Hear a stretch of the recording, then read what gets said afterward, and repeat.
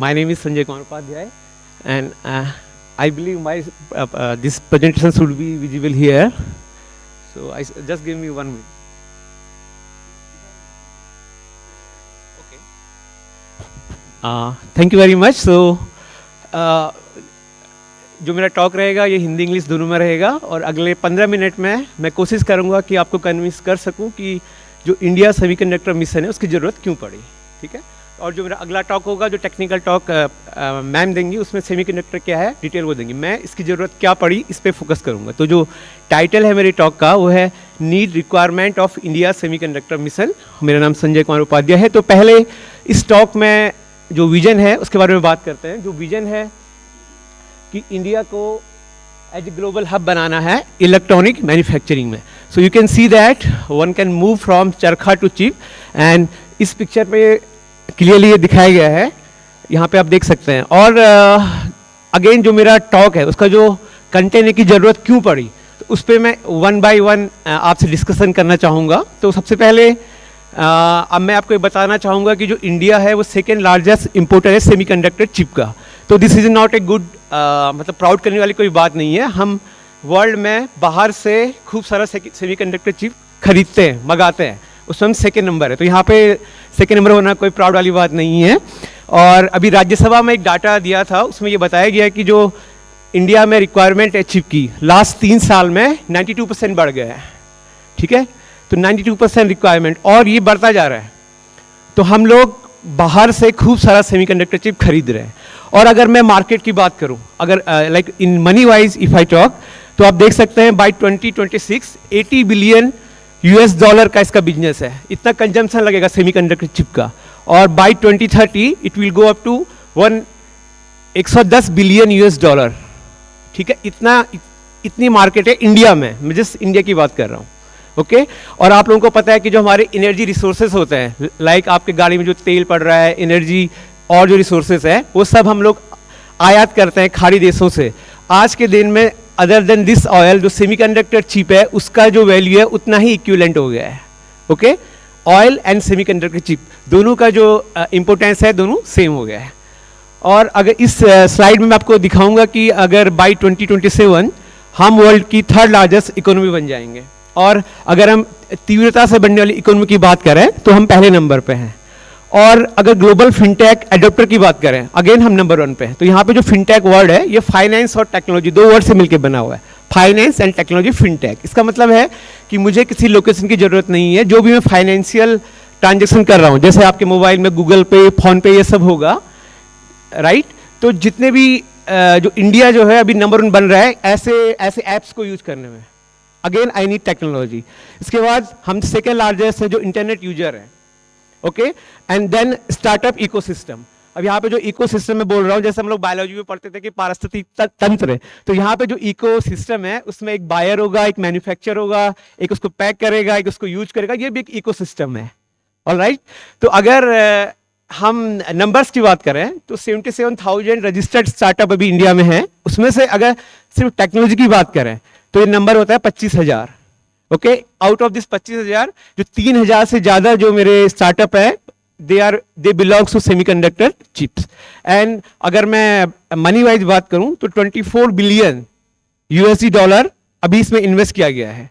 And out of these 7,700 startup right now we have 107 unicorn. This is old data, I think it's 111 unicorn. अगर मैं unicorn जो word बोल रहा हूं हो सकता है कई लोगों के लिए नया हो। इसका मतलब ये होता है कि अगर आप बिजनेस की बात करते हैं, वो प्राइवेट स्टार्टअप जिसका जो मार्केट वैल्यू है $1 बिलियन से ज्यादा हो तो उसको यूनिकॉर्न बोलते हैं। जैसे बहुत सारे लोग यहाँ पे फिजिक्स वाला को जानते होंगे, राइट।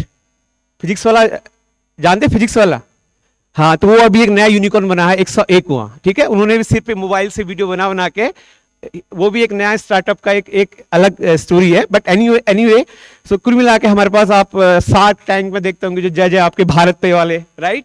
ये सब यूनिकॉर्न कंपनी में बना दिया, जो इनकी जो वैल्यू है, और सारे के सारे they are related to technology. जब मैं टेक्नोलॉजी की बात कर रहा हूं then I have to talk with the semiconductor chip, alright.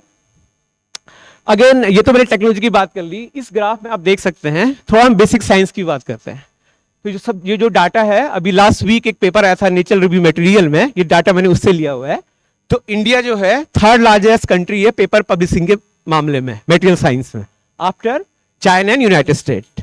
ठीक है, हम बहुत सारे पेपर पब्लिश करते हैं, और अगर पेटेंट फाइलिंग की बात करें तो हम लोग अंडर 10 है। ऑलराइट, और अगर इसको डिवाइड कर दूं like different subject wise, for example in 2019 AI and robotics में हमने 16% पेपर पब्लिश किए, then engineering, material engineering, energy and nano technology, biotechnology, photonics. तो जहां भी टेक्नोलॉजी वर्ड यूज कर रहा है, believe me they are using semiconductor chip. Alright, so somehow they are correlated with this semiconductor chip. और अगर मैं बात करूं कुछ अपॉर्चुनिटी की, तो यहाँ पे आप देख सकते हैं बाई 2022 जो रेवेन्यू जनरेट हुआ है, ठीक है, रेवेन्यू मतलब कितना पैसा मिल रहा है, तो सेमीकंडक्टर और इलेक्ट्रॉनिक्स की बात करें तो ये 87 बिलियन यूएस डॉलर है, और ये प्रोजेक्शन है कि by 2026 it can cross 300 billion US dollar. Alright, और अभी आपने सुना होगा, ये तो नेशनल किसकी बात कर रहे हैं हम, नेशनल सेमीकंडक्टर मिशन की बात कर रहे हैं। यहाँ पे एक नेशनल क्वांटम मिशन भी चल रहा है, तो रिसेंटली उसमें कुछ पैसा दिया गया है, दैट्स व्हाई ये नंबर माइनस में है। अभी हमें रेवेन्यू जनरेट नहीं हुआ है, लेकिन प्रोजेक्शन है कि by 2030 we will have 90 billion US dollar in national quantum mission. Alright, अगर हम चैलेंजेस की बात करें, ठीक है, पेपर पब्लिश कर रहे हैं, पेटेंट फाइल कर रहे हैं, थोड़ा सा कंपेयर करते हैं विश्व से। तो विश्व में अगर बात करें जो रिसर्च एंड डेवलपमेंट वर्कफोर्स है इंडिया में और वर्ल्ड की कंपेयर करता हूं, तो पर मिलियन अगर वर्ल्ड की बात करते हैं 1500 जो लोग हैं वो रिसर्च R&D वर्क से इन्वॉल्व है, लेकिन इंडिया में ये नंबर बहुत कम है, ये है आपका 253 पर मिलीनियम। ठीक है, यहाँ पे हम लोग थोड़ा लेक करते हैं। उसके बाद जैसे कि मैंने बताया कि नंबर ऑफ पब्लिकेशन में हम लोग थर्ड है, बट साइटेशन में हम लोग 18 है।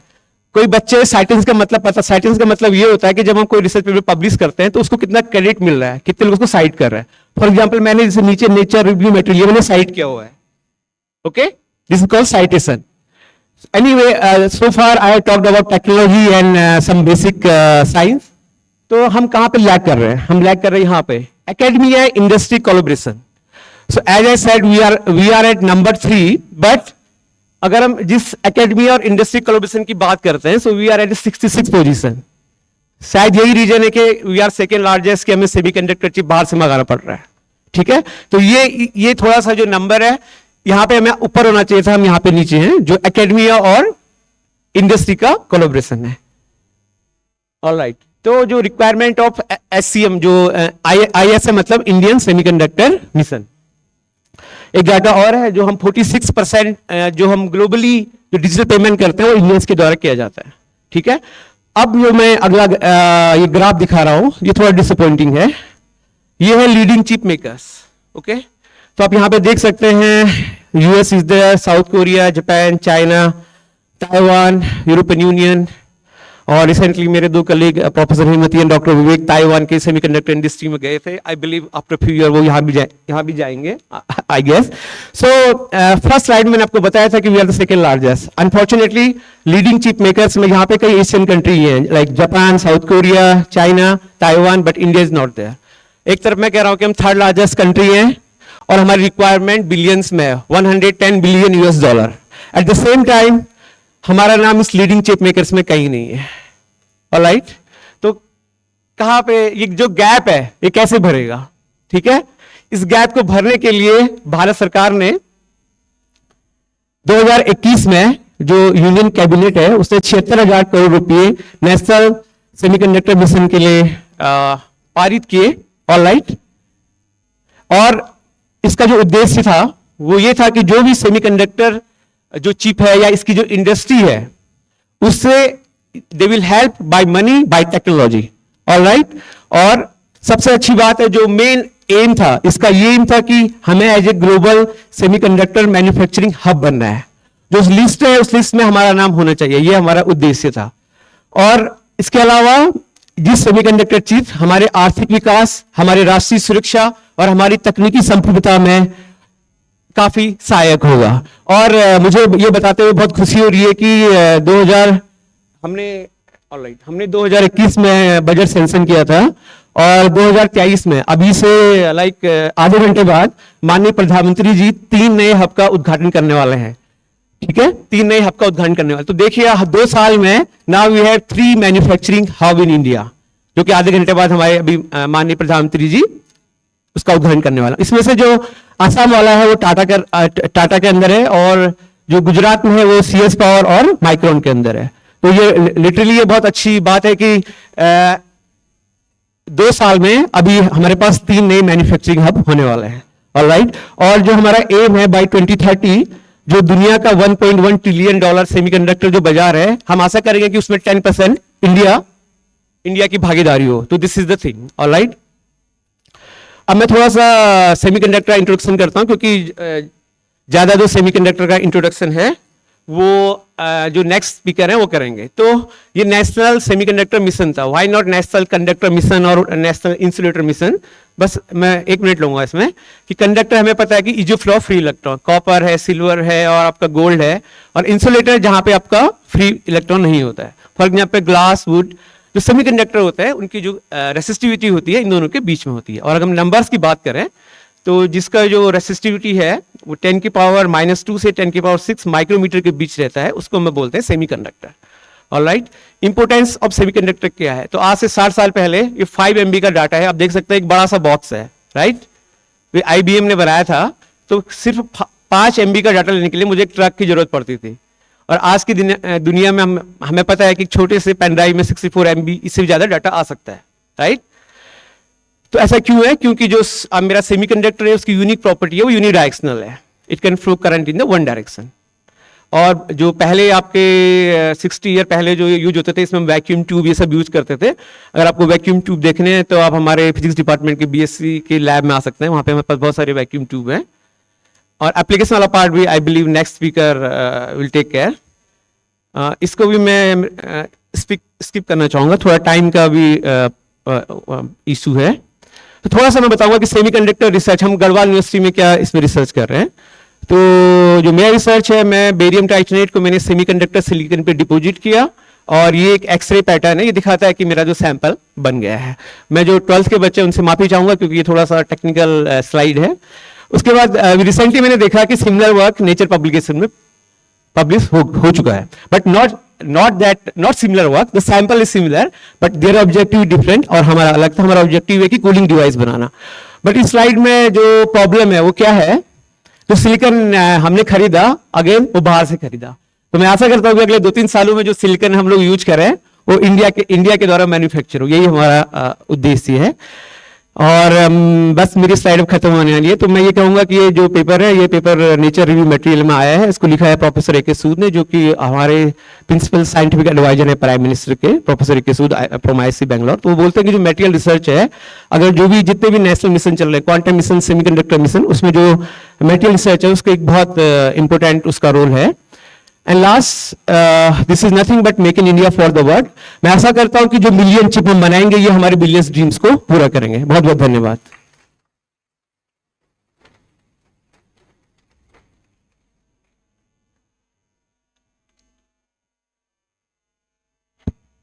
I sincerely thank to Dr. Upadhyay ji for his wonderful and informative talk.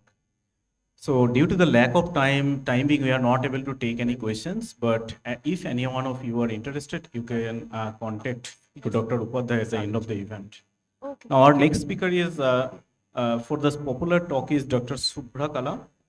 Dr. Subhra Kala is currently working as an assistant professor at the Department of Physics, HNBGU. She has obtained her PhD degree from Indian Institute of Technology, Delhi.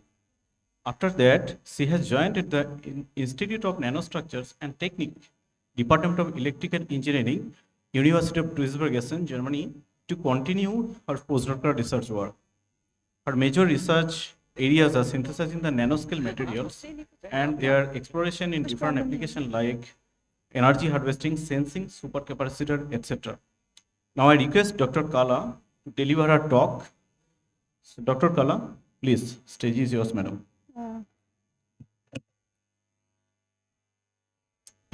Okay, thank you so much, Dr. Roy. So very good morning to all of you. Respected sir on the dais, my colleagues, senior faculty members, dear students and other audience.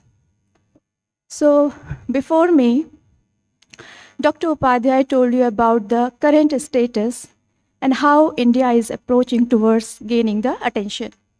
So my talk is about the very fundamental thing, where we have started about thinking about semiconductor. That is the topic, and how it is evolving with time, and what is the present status about it.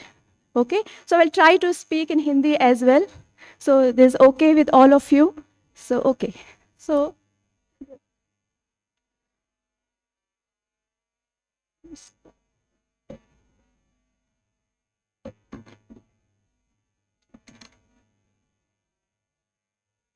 just trying to find up and down. So, okay. Okay, so normally what we say is semiconductor is a material which lies in between the metals. Metals we know about the copper, silver, in which we can easily electricity can flow. That is the simplest way to define. You can see the wires and other equipment which for the electronics is made of metal. And then you know about the insulator like wood and other plastic. That is not, in that case, current is not able to flow, current उससे pass नहीं होती है. लेकिन कुछ material ऐसे होते हैं जो दोनों के बीच में है, यानी कि हम उनको इंसुलेटर की तरह भी यूज कर सकते हैं और कुछ प्रॉपर्टी चेंज करके उसे कंडक्टर की तरह भी यूज कर सकते हैं. So that is the significance of semiconductor, that we can change the property according to our requirement. So that is the main thing. That's why the semiconductor is evolving with time. Okay, so I think second part is told about the conductivity, so I will not going to cover it. So semiconductor first introduced by Alexandra Volta. So Volta that is related to the volt unit of voltage measurement in 1972. But then nobody has taken seriously. किसी ने seriously नहीं लिया इस term को. And then the Seebeck effect has come. Seebeck is about how you are changing the thermal energy to the electrical energy and vice versa. So then the electrical energy can be converted. Then the concept has come about the semiconductor. Then finally, the first experiment was done by Faraday, Michael Faraday, a big name known in the field of physics. And surprisingly, the semiconductor which we are working now is not that semiconductor which has been tested before. So it is simply a silver sulfide. Okay, and simply silver sulfide, and then what they have used, if they heat the silver sulfide, it will showing the change in conductivity. Its electronic properties changing when we are heating the silver sulfide. So that is the birth of semiconducting thing. So most of the device which I listed here for the purpose of two things, not for the silicon industry, for the two things mainly in the history. First is about the rectification. So you know we have to convert the AC current which we get in our homes to the DC, direct current for the adapters, for the charging and other thing. So the first thing in that time that we want to change the AC to the DC. And that is the first patent on the semiconductor on rectification. And second patent is about the photosensitive device. It means that if semiconductor is in contact with some photon, light, it will heat.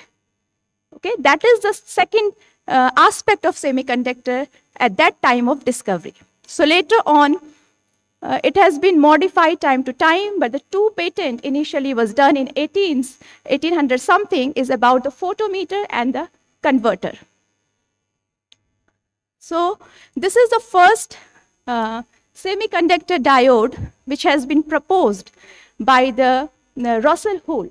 You will find very less information about this person because basically he is a crystal growth person. He tries to grow the crystal. जो Russell whole हैं वो क्या करते थे, crystal grow करते थे bell laboratory में. सो उनका काम था कि कितने प्योरीफाई वो क्रिस्टल को ग्रो कर सकते हैं. सो वंस उन्होंने ट्राई किया कि प्योर सिलिकॉन को हम कितनी प्योरिटी के साथ ग्रो करें. सो उन्होंने ग्रो किया सिलिकॉन क्रिस्टल और देखा कि कुछ समय बाद जब उन्होंने क्रिस्टल निकाला तो वो टूट गया. So there is a small कहते हैं दरार, एक पतली सी डिसकनेक्शन हो गया एक पार्ट और दूसरे पार्ट के बीच. तो उससे क्या हुआ कि जब उन्होंने कंडक्टिविटी मेजर की कि इस साइड का कंडक्टेंस कितना होगा और दूसरी साइड का कंडक्टेंस कितना होगा, तो दोनों में डिफरेंस आया.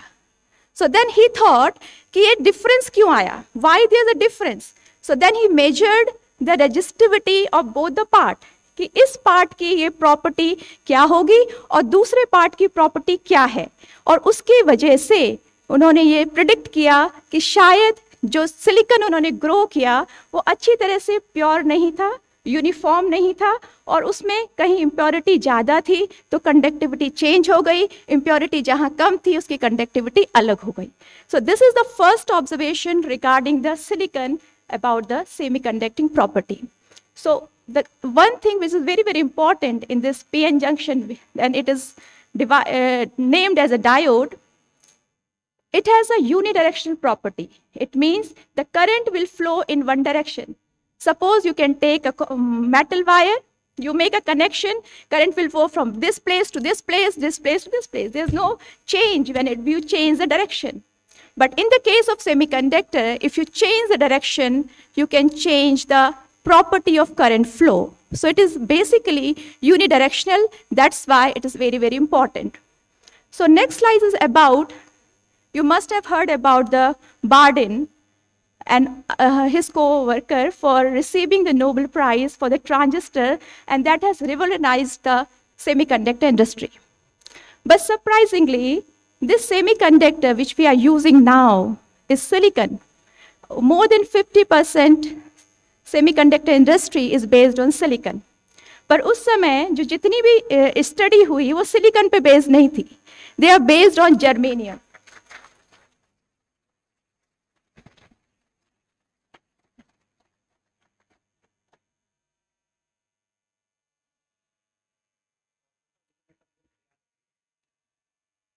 So first discovery, first transistor जो कम आप देख सकते हैं इस पिक्चर में.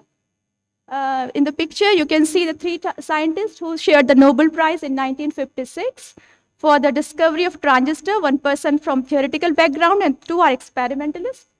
And this device is initially made transistor in the Bell laboratory. Okay, so they have proposed the structure of transistor, but you can see the contact with a metal. It is not purely the device, it is just a metal with metal contact, and the material is germanium. Because at that time, only two semiconductor which mostly used is germanium and silicon. Silicon was less studied because it was discovered later than germanium. So this is the first evolution in the field of semiconductor, how we should approach in that direction.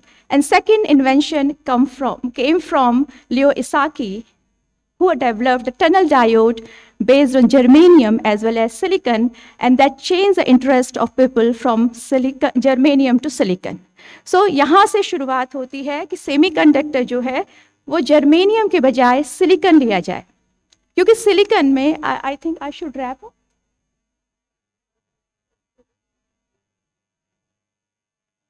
Okay, I will try to wrap in 5 minutes. Okay, so I would like to take you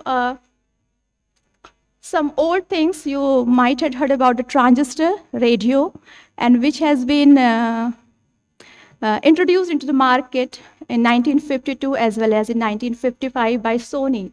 Now we know the company Sony. So that has been proposed by Sony. And so I just want to focus on this because it's very, very important. और ये कह सकते हैं कि silicon के क्षेत्र में एक माइलस्टोन है कि सिलिकॉन का क्रिस्टल हम कैसे ग्रो करें. That is a milestone for the silicon industry. And then that person is called Zurowski, is a Polish person. He introduced the concept of growing single crystal and named as a Zurowski method. Later on, it has been refined. And most of the time, we grow the silicon by this method. Okay, so this is a machine patented in 1956 by Bohler and his co-worker for growing the single crystal silicon with a purity of about 99 point, you can see 49 after decimal. So that was a purity achieved in 1956. So it is a, you can see the silicon ingot. This is a basic material which we grow by this single crystal growth. We call it a silicon ingot, was Rasky method. And with the time, you can see from 1950 to 2005, the size has been increased. The diameter of the silicon crystal has grown from half of inch to 400 millimeter. So because of the evolution of growth technique, and we are able to grow the silicon from quarter to inch to the 400 mm. That's how now we are talking about the integrated circuit and ICs technology. So one more thing I will skip, but this is a person called Kilby. He is a person Kilby जिन्होंने introduce किया integrated circuit कि आप एक single silicon crystal पर कई सारे circuit कैसे deposit कर सकते हैं. So he is the first person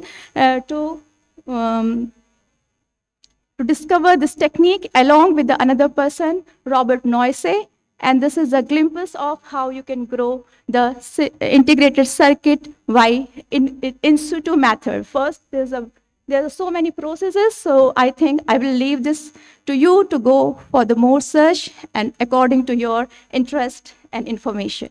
So thank you so much for your kind attention.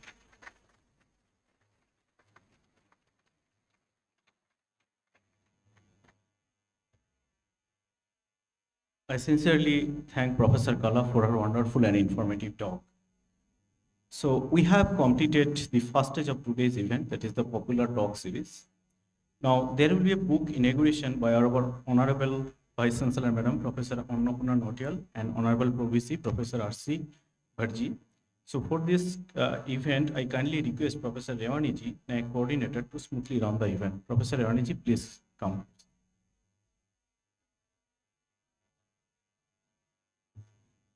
Good morning everyone. ये हमारे school of engineering and technology के असिस्टेंट प्रोफेसर अरुण शेखर बहुना और university science and instrumentation centre UC से doctor Vijay Singh Bisht, इनकी आज एक second book in लोगों ने लिखी है हिंदी में. उसकी लॉन्चिंग है.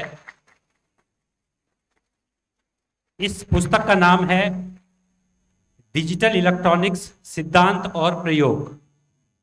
इससे पहले डॉक्टर विजय सिंह बिष्ट और अरुण शेखर बहुना द्वारा एक बुक और लिखी गई थी, एक्सपेरिमेंट्स इन डिजिटल इलेक्ट्रॉनिक्स. तो इस अवसर पर मैं निवेदन करूंगा honourable vice chancellor madam professor Annapurna Nautiyal, our pro vice chancellor sir professor R C. Bhatt, director Chauras campus professor C M. Sharma, dean science professor S C. Bhatt, और मैं निवेदन करूंगा dean school of engineering and technology professor M P. Thapliyal ji से कि वो भी मंच पर आएँ और इस पुस्तक का विमोचन करें.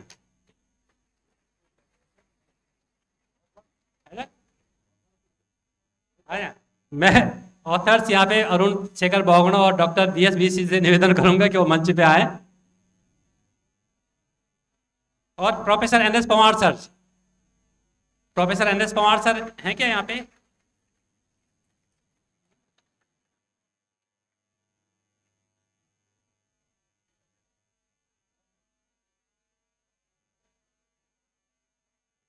एक बुक यहाँ दे दो.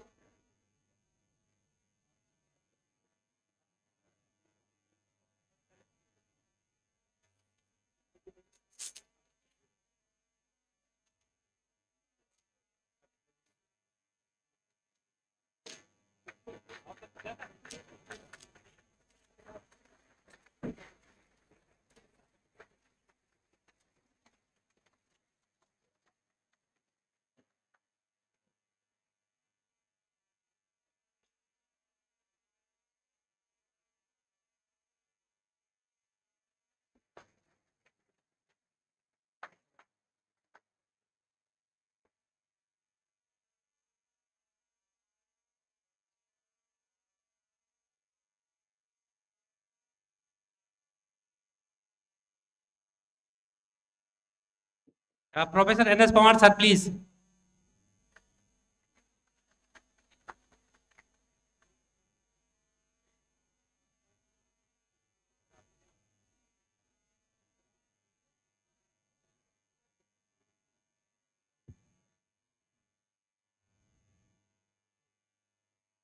डॉक्टर वीएस बिष्ट और मिस्टर अरुण शेखर बहुना जी को बहुत बहुत बधाइयाँ विश्वविद्यालय परिवार की ओर से। And thanks to all.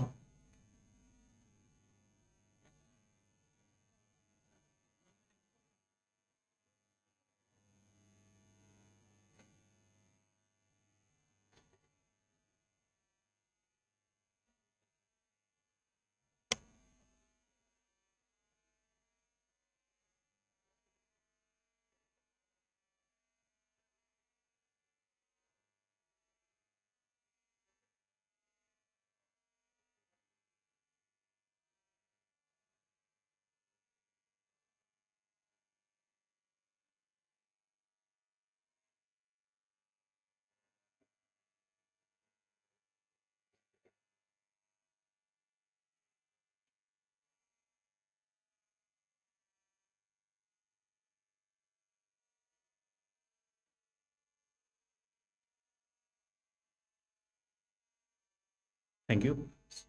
So far we have finished our first stage of our event, today's event, popular lecture series on the semiconductors related areas by STEM faculties. So I strongly welcome our Honorable Vice Chancellor, Madam, and Professor, and our Honorable Pro-VC Sir on the stage. Now I will request our Honorable Vice Chancellor, Madam, to enlighten us by her kind words.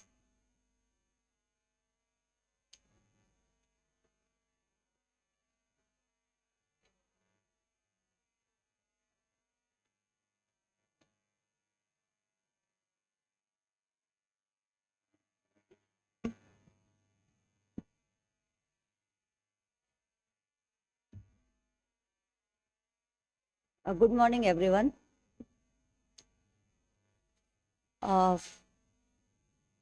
My colleagues sitting on the dais and faculty members, heads, deans, dear students. Today, first I would like to congratulate the authors of this book, which we released just now. Digital, what was the name?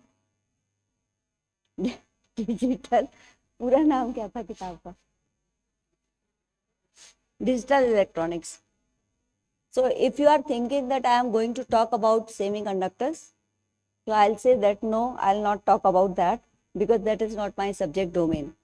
But yes, of course, I would like to request all of you to please work in your respective areas and try to make your mark in whichever field you are. And even this today's foundation laying of 3 semiconductor projects is a very historical event in the history of India.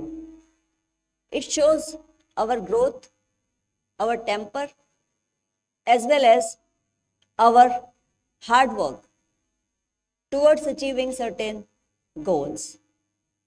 That's why we are saying that this century belongs to India. And we will do something unique to make our country great. So that's why this program has become a public program, just to make aware everyone about the importance of doing good science. But good science is not only for science, but good science is also for humanities and social sciences. Because ultimately the science which is used, it's for the good of humanities and social sciences. So we have to join hands together. And there should not be any separation between the humanities, social science, and science. After all, science is meant for the public good. You have seen so many things which India has done during the last many years. One of the examples is the COVID vaccine. India was the country who developed its COVID vaccine, and the COVID could be controlled through the use of that vaccine. Not only this, India not only protected its population, but India also provided the vaccine to the countries who required it. So India did not discriminate while providing this vaccine to other countries. The same approach is being adopted in other areas also. And today's program is also historical in the regard that now we are talking lots and lots about AI, artificial intelligence. We are talking lots and lots about advanced computers. We are trying to use AI in each of the area. So when we talk about AI, we cannot say that it will not touch the humanities and social science. It will. We have many things where we can use AI, like computers, like mechanical engineering, like engineering, in all these STEM fields, science, technology, mathematics, and all these STEM fields, we can use it. So basically, this program was meant for the STEM branch of the people, but I feel that the people who are from the humanities, social science, and other such branches will also benefit from the use of this. AI has become very important. It can be seen through your mobile use also. You search any site, and every time that there is a pop-in to remind you that you have recently searched your site. And also, it catches your voice. And sometimes unknowingly, if you have not said anything, it comes before your screen. So this is, on the one hand, is very good for the humankind, but it has to be used with caution. That also provides us. Because now we are into the field of medical science where we see most of the advancement.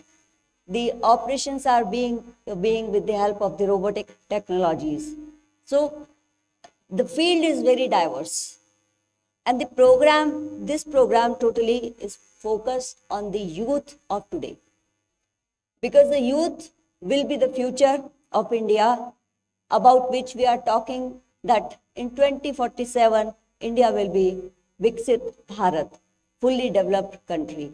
So for developed India, we need skilled youth, employable youth, and the youth with vision and also various ideas in their mind. So they need to have the capacity of critical thinking. Unless you have that capacity of critical thinking, you cannot move beyond the traditional roles. The regimentation has to go. The multidisciplinary should come into focus, and all departments should join hands. When all departments will join hand, the emphasis is on multidisciplinary. Not only multidisciplinary, but multi-institutional also, as per NEP. So we have to take a leap, and here in our university, I see lots of talent among the students, among the faculty members. The only need is to collect that strength, that potential, and then launch some new things. So we have done various things during this period, like we are also planning to establish incubation center, and Dr. Digar Singh is looking after that.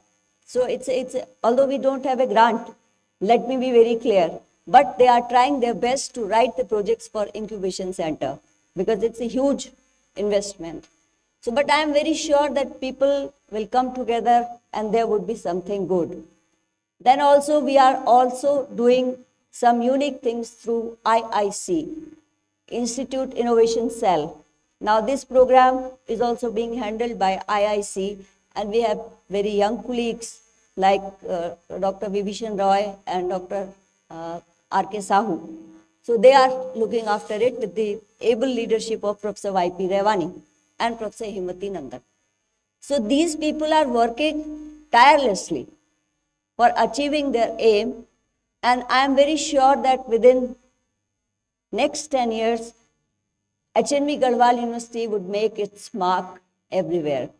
Let me also tell you that one of our team of the 50 students, not only from Srinagar, but from all the districts of Uttarakhand, 13 districts of Uttarakhand, visited Puducherry and Tamil Nadu under the program of Ek Bharat, Shresth Bharat. And they visited various areas. I have yet to meet them to learn about their experiences. But the team from Puducherry and Tamil Nadu is also likely to visit us.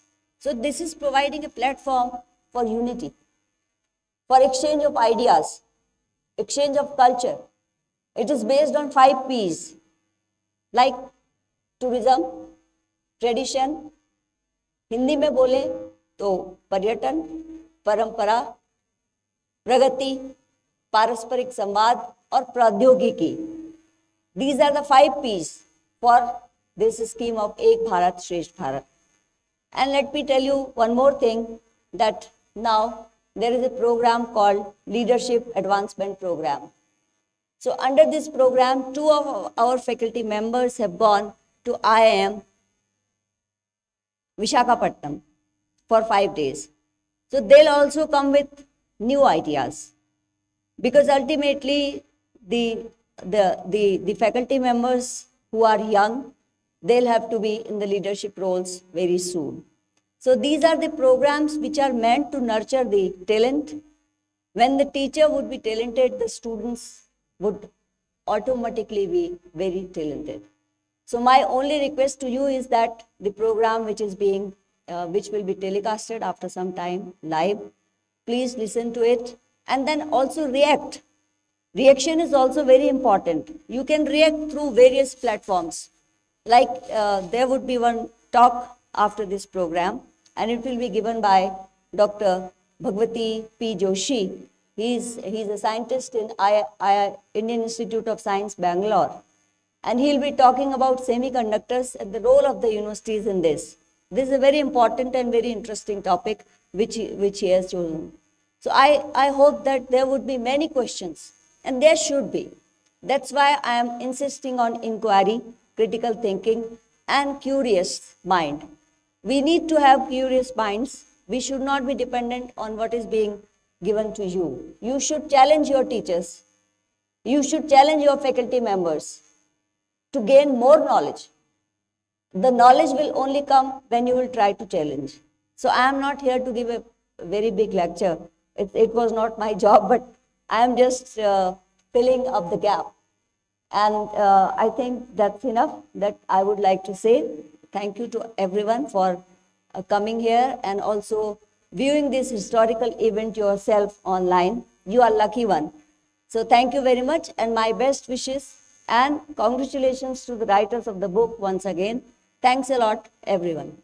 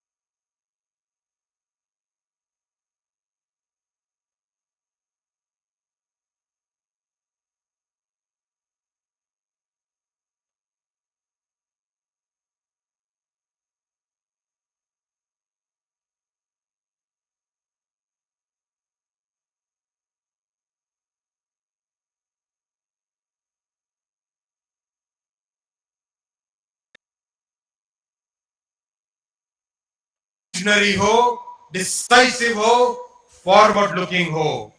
आज राष्ट्र में ऐसा नेतृत्व है प्रधानमंत्री श्री नरेंद्र मोदी जी का, decisive, visionary, forward looking, कठिन से कठिन फैसले करने वाले और अपने जीवन का एक एक क्षण राष्ट्र को समर्पित करने वाले प्रधानमंत्री श्री नरेंद्र मोदी जी।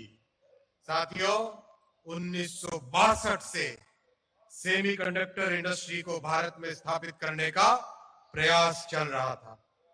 आज सक्सेस मिली है और ये सक्सेस केवल और केवल प्रधानमंत्री श्री नरेंद्र मोदी जी के क्लियर विजन और डिसाइसिव लीडरशिप के कारण मिली है।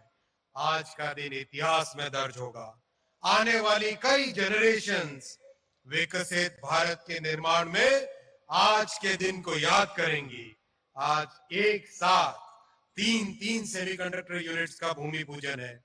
इन तीनों प्रोजेक्ट्स और हाल ही में हुए माइक्रोन प्रोजेक्ट, इन चार को मिलाने से भारत में 4 बड़े सेमीकंडक्टर प्लांट तैयार होंगे और भारत में सेमीकंडक्टर इंडस्ट्री स्थापित होगी।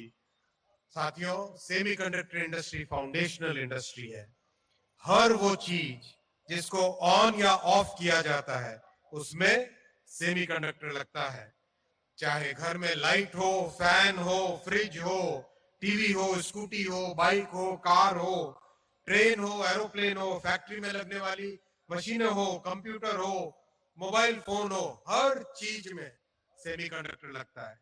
इसीलिए प्रधानमंत्री जी के आत्मनिर्भर भारत के मिशन में सेमीकंडक्टर इंडस्ट्री का बहुत ही महत्वपूर्ण रोल है।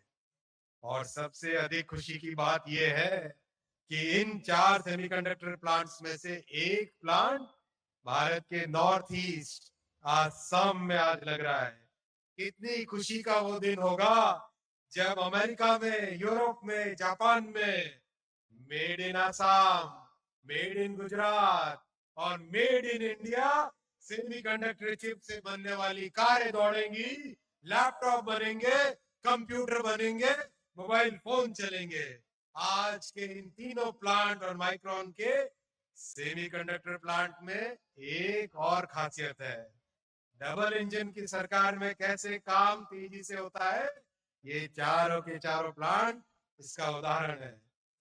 माइक्रोन के प्लांट का माननीय प्रधानमंत्री जी ने अपने अमेरिका की स्टेट विजिट के दौरान जून 2023 में अप्रूवल किया। 90 दिन के अंदर अंदर गुजरात सरकार ने जमीन दी, सारी की सारी परमिशंस दी और फैक्ट्री का काम चालू हुआ। वैसे ही मोदी जी अपना खुद का रिकॉर्ड खुद तोड़ते हैं। टाटा और सीजी पावर के प्लांट 29 फरवरी 2024 में अप्रूव हुए और 15 दिन के अंदर अंदर आज माननीय प्रधानमंत्री जी इन तीनों प्लांट्स का भूमि पूजन कर रहेंगे। ये विश्व में रिकॉर्ड है। ये संभव होता है तभी जब प्रधानमंत्री श्री नरेंद्र मोदी जी जैसा डिसाइसिव लीडर एक देश में आते हैं। राज्य और केंद्र सरकार दोनों ने अपनी पूरी ताकत लगा दी। आज हमारे साथ यंग और एनर्जेटिक 30 लाख से ज्यादा जो साथी वर्चुअली जुड़े हैं। आपसे मैं कहूंगा साथियों, नौजवान साथियों, आपके भविष्य का निर्माण करने वाली ये इंडस्ट्री है। आपके फ्यूचर को सेव करने वाला ये फैसला है और ये फैसला केवल और केवल मोदी जी ले सकते हैं। इसलिए जब आप अपना निर्णय ले आने वाले कुछ दिनों में, तो याद रखना आपके भविष्य का ध्यान केवल और केवल मोदी जी रख सकते हैं। इस बात को आप अपने मन में रखना जब आने वाले कुछ दिनों में आप अपना देश का फैसला लेंगे। इस ऐतिहासिक समारोह में माननीय प्रधानमंत्री जी, आपका और सभी साथियों का हार्दिक अभिनंदन। जय हिंद, भारत माता की जय। धन्यवाद महोदय। निसंदेह आज माननीय प्रधानमंत्री महोदय के शुभ कर कमलों द्वारा होने वाला ये शिलान्यास आर्थिक एवं प्रौद्योगिकी परिदृश्य में क्रांतिकारी बदलाव लाएगा और देश के सुनहरे भविष्य का निर्माण करेगा। अब मैं chairman CG power and industrial solutions limited Shri Vellayan Subbiah से संबोधन का अनुरोध करती हूँ। Shri Vellayan Subbaiah. Honorable Prime Minister Narendra Modi ji, Honorable Chief Ministers of Gujarat and Assam, Honorable Ministers Vaishnav ji and Chandrasekhar ji, colleagues, our partners and guests. Namaskaram. 75 years ago, my grandfather manufactured India's first bicycle. That was what the country needed at that time. Times have changed. Semiconductors are the new bicycle. These are the very basis of the modern manufacturing economy. They are critical to India's Atmanirbharta. Today is not just about laying the foundation stones of Tata's 2 plants and our plants, but the very foundation of India's emergence in the modern economy and an announcement of India's arrival on the global semiconductor stage. Why did we have to wait until now for this moment? What Bharat is now witnessing is as revolutionary as independence itself. We are seeing an awakening and a resurgence that India has never ever seen before. This government's ability to foresee what Bharat needs to be a world leader is absolutely unprecedented. Government and industry are collaborating effectively, leveraging each other. मैंने सोचा अगर chips का है इंतजार तो CG है तैयार.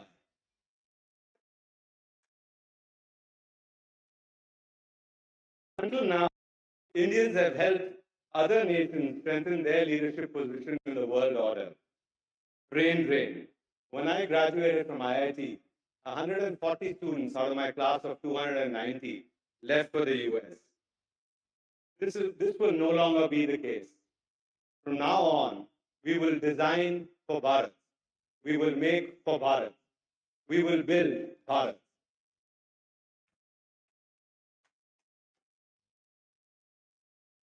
We are fortunate to have a strong Japanese partner, Renesas. We asked Renesas who will be leading the initiative from their side. And they said Vinesh Patel, who is here with us. मैंने बोला विनेश पटेल तो Japanese थोड़ा है. But this is the nature of the world today. Country or company, Indians are in leading roles, and that's something we ought to be proud of. We are excited about this initiative in Gujarat. We come from Tamil Nadu. In Tamil Nadu, we have 79,000 temples.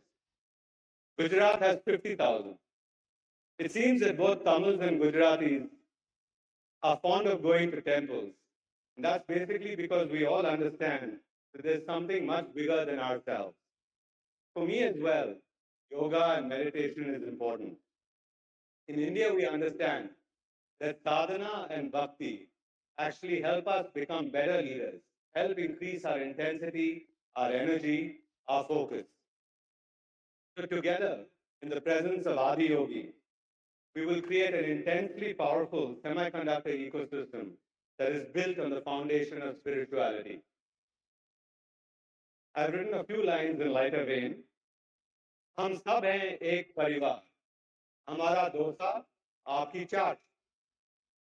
देश का विकास semiconductors के साथ, तेज रफ्तार CG के हाथ. To rising India, जय हिंद, प्रणाम. Indeed, it's a historic day of silver line in the sky of growth and development of Bharat. और अब समय है चेयरमैन टाटा ग्रुप श्री नटराजन चंद्रशेखरन द्वारा संबोधन का. महोदय, आपसे विनती है कृपा करके अपने विचार प्रस्तुत करें. Shri Natarajan Chandrasekaran.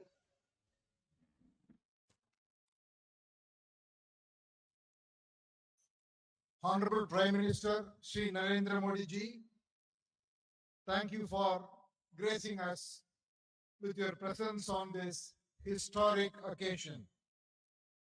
This event is possible because of your enduring vision to bring the semiconductor industry to the shores of our country. Thank you, sir. Bahut dhanyawad. I am also privileged to welcome Honorable Chief Minister Shri Bhupendra Bhai Patel ji, Honorable Minister Shri Ashwini Vaishnav ji, Honorable Chief Minister Shri Himanta Biswa Sarma ji, and Honorable Minister Shri Rajiv Chandrasekhar ji to this event. Dignitaries from Government of India, Ministry of Electronics and Information Technology, India Semiconductor Mission, governments of both Gujarat and Assam, distinguished guests, ladies and gentlemen, and members of the media.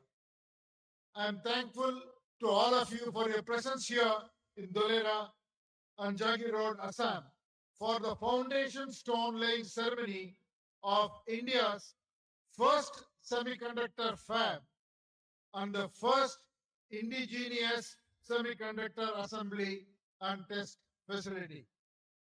Today is indeed a very, very special day for India and for the Tata Group, with the foundation stone being laid simultaneously for our projects in Dholera and Jagi Road, one in the east and another in the west, 2,500 kilometers apart.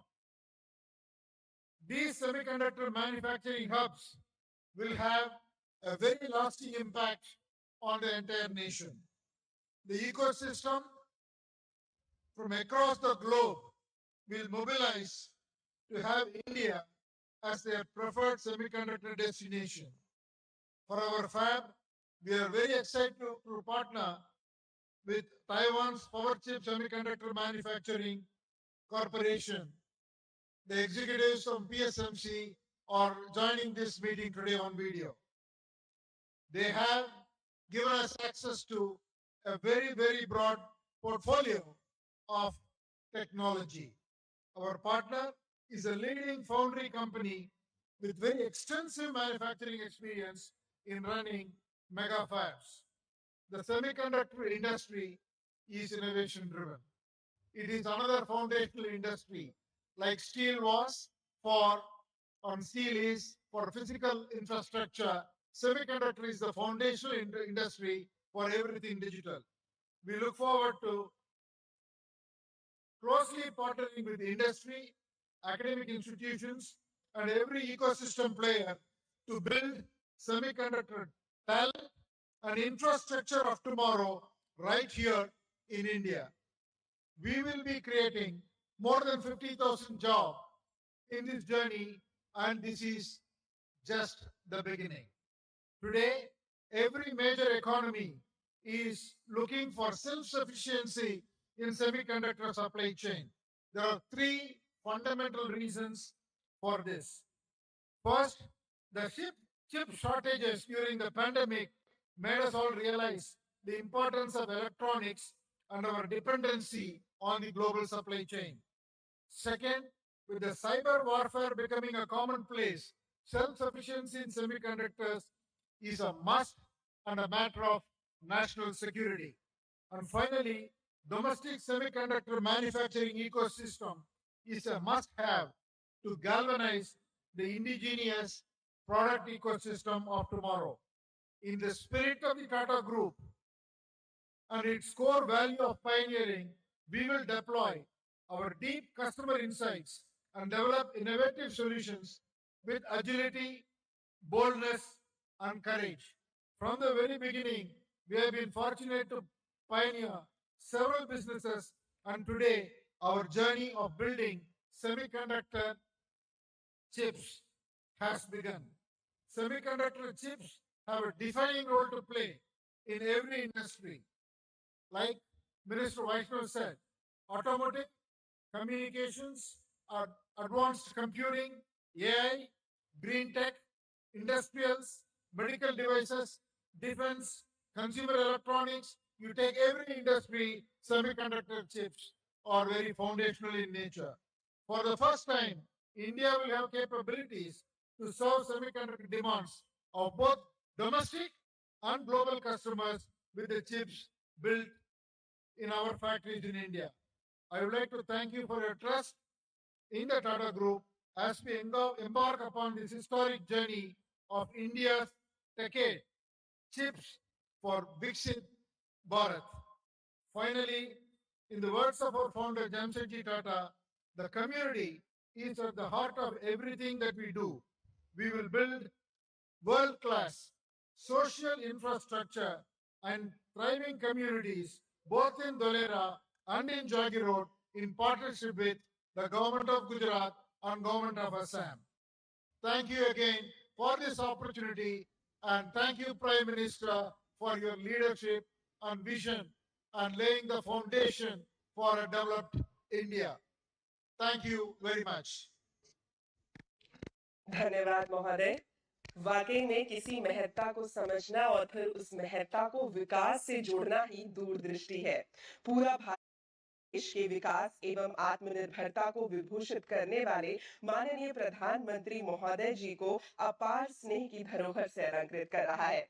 आज भारत के माननीय प्रधानमंत्री महोदय के शुभ कर कमलों द्वारा शिलान्यास होने वाले सेमीकंडक्टर यूनिट्स में असम की ATMP यूनिट भी शामिल है।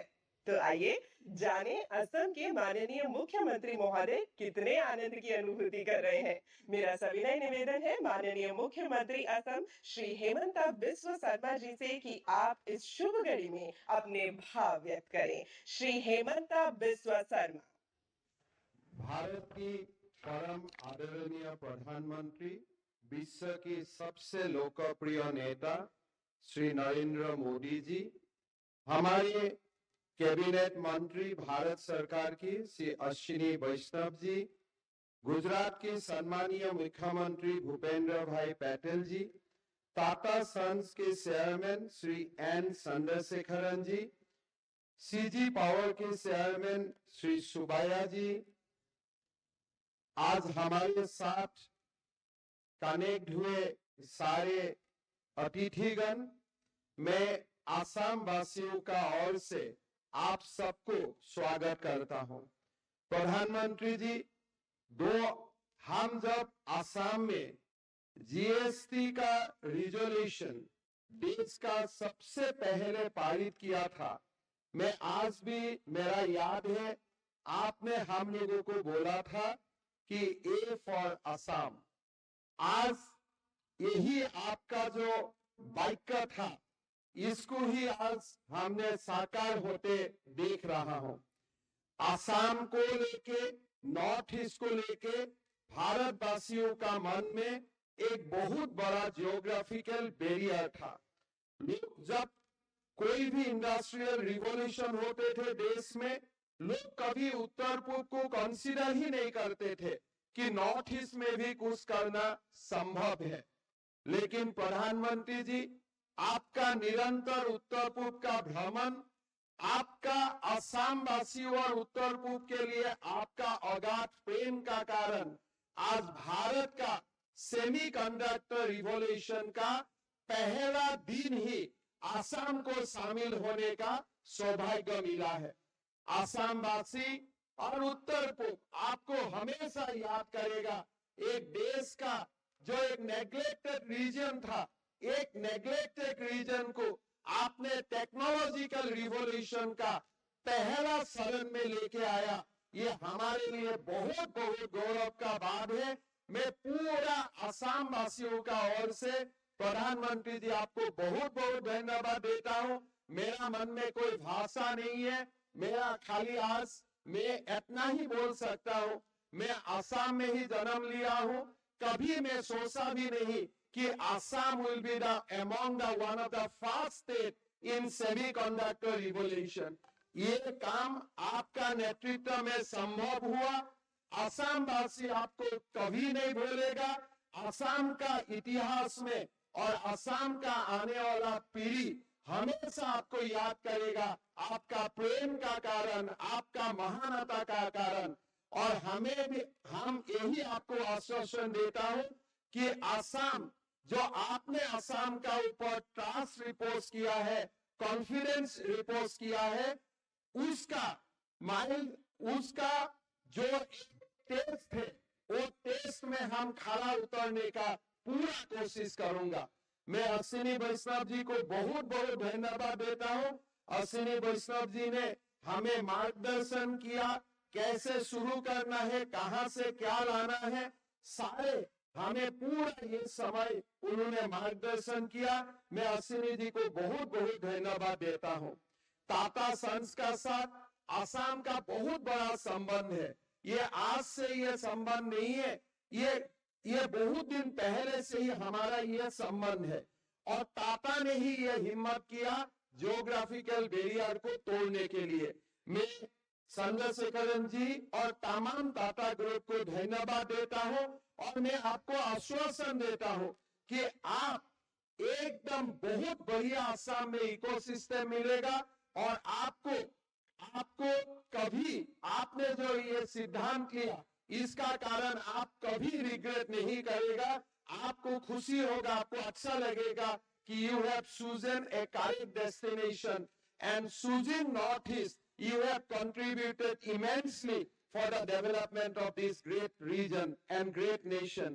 प्रधानमंत्री जी, हमारा सामने लाखों लोग मौजूद हैं, सब आपको दोबारा अभिवादन करते हैं और असम का इतिहास हमेशा एक आपको युग पुरुष का नाते आपको हमेशा याद करेगा।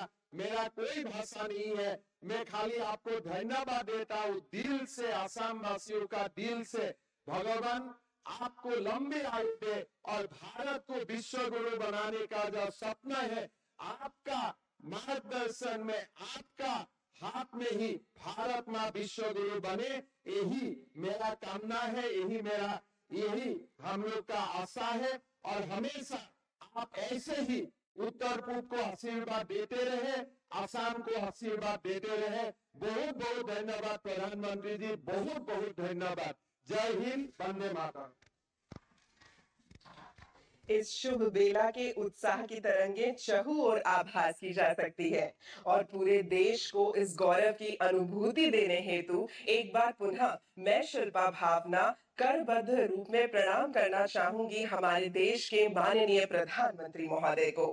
विकास की इस अविरल बेला में गुजरात के धौलेरा में semiconductor fab with 50,000 WSPM capacity एवं सानंद में semiconductor APMP unit for specialised chips का शिलान्यास अब से कुछ ही देर में माननीय प्रधानमंत्री महोदय द्वारा किया जाएगा।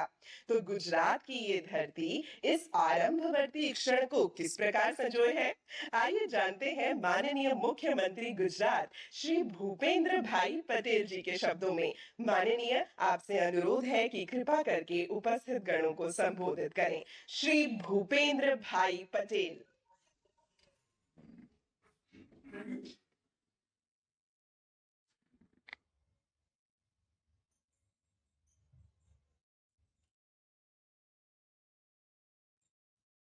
भारत के सर्वप्रथम सेमीकंडक्टर फैब प्रोजेक्ट के भूमि पूजन समारोह में हमारे बीच वर्चुअल माध्यम से उपस्थित वैश्विक नेता, विकास पुरुष, आदरणीय प्रधानमंत्री श्री नरेंद्र भाई मोदी साहब, आसाम के जनप्रिय मुख्यमंत्री श्री हेमंत बिस्वा जी, हमारे साथ मंच पर भी उपस्थित केंद्रीय मंत्री श्री अश्विनी जी वैष्णव, डॉक्टर महेंद्र भाई मुजपरा, टाटा ग्रुप के चेयरमैन श्री एन चंद्रशेखरन जी, सीजी पावर के chairman Shri Beliya Subbaiah ji, CEO Shri doctor Randhir Thakur,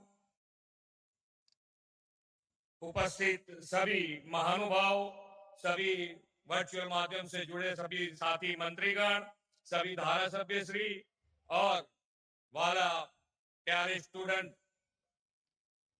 India टेकेड chief for विकसित भारत के इस कार्यक्रम के माध्यम से प्रधानमंत्री जी गुजरात को भारत का सेमीकंडक्टर हब बनाने वाली परियोजनाओं की आधारशिला रखने के लिए हमारे साथ उपस्थित है। मैं एक बार फिर माननीय प्रधानमंत्री जी का इस विशेष उपहार के लिए हृदय से आभार व्यक्त करता हूं और स्वागत करता हूं। हम सब इस बात के साक्षी हैं कि माननीय प्रधानमंत्री श्री नरेंद्र भाई की विजनरी लीडरशिप में भारतीय उद्योग हर दिन नई ऊंचाई हासिल कर रहा है।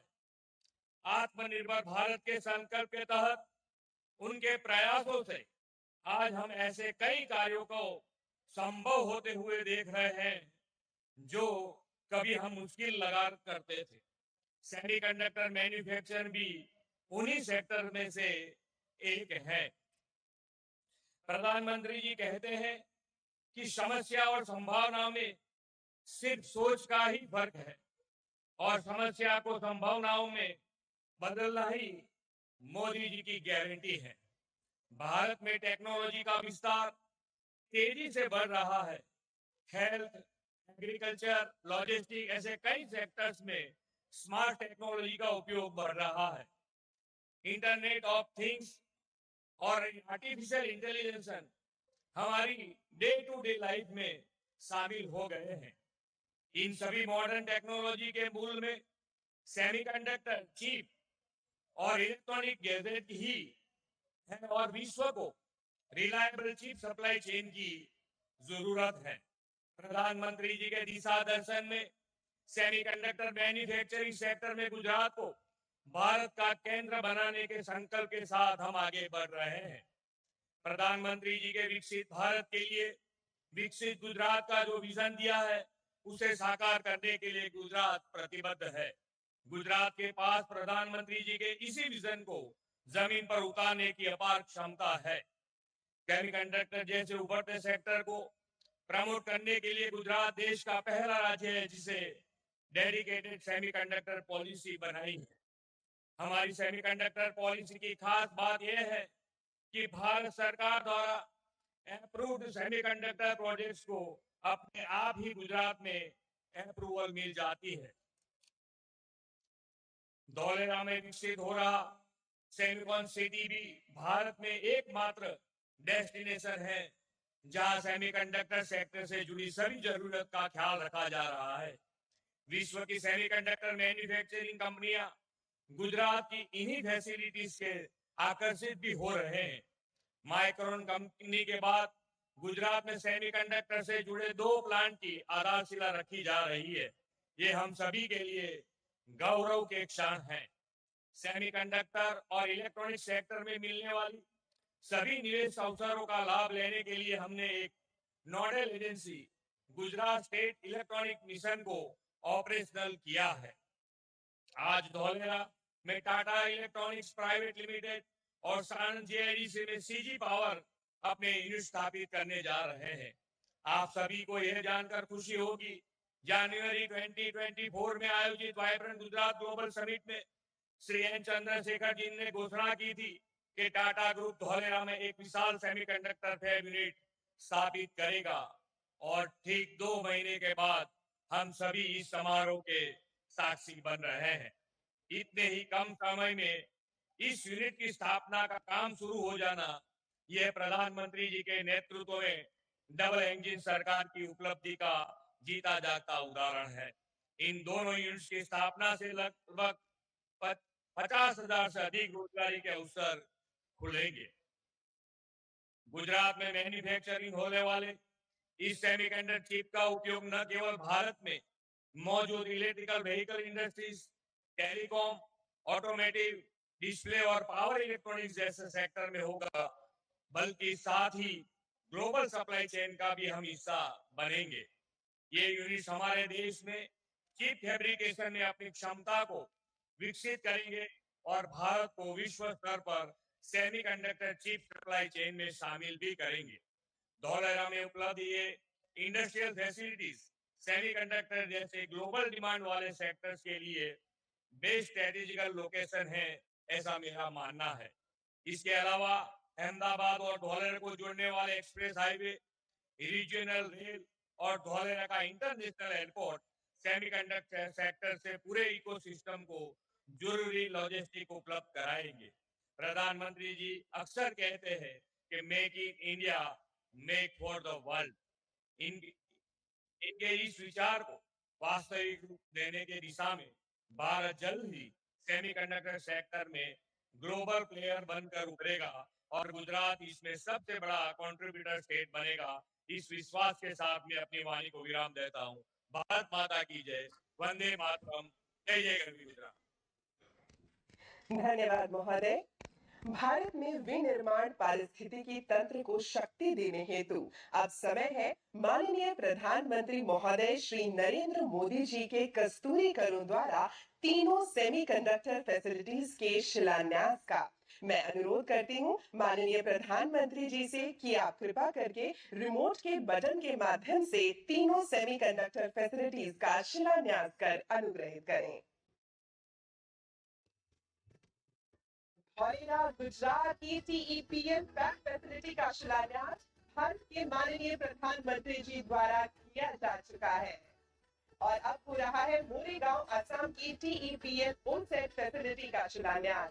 आरंभ के चंदन पर संपूर्ण राष्ट्र की शुभेच्छा। और अब सानंद गुजरात के सीजी पावर ओसेट फैसिलिटी के शिलान्यास के हम सभी साक्षी बन रहे हैं। इति शुभम। अब प्रस्तुत है इन परियोजनाओं पर बनी लघु चलचित्र। प्रधानमंत्री नरेंद्र मोदी की विजनरी लीडरशिप में भारत आज जिस स्केल और स्पीड पर काम कर रहा है वो अभूतपूर्व है।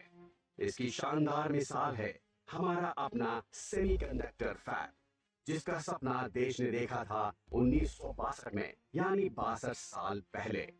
बीते 6 दशकों में कुछ कोशिशें हुई, लेकिन इच्छा शक्ति की कमी के कारण देश का ये सपना कभी साकार नहीं हो सका।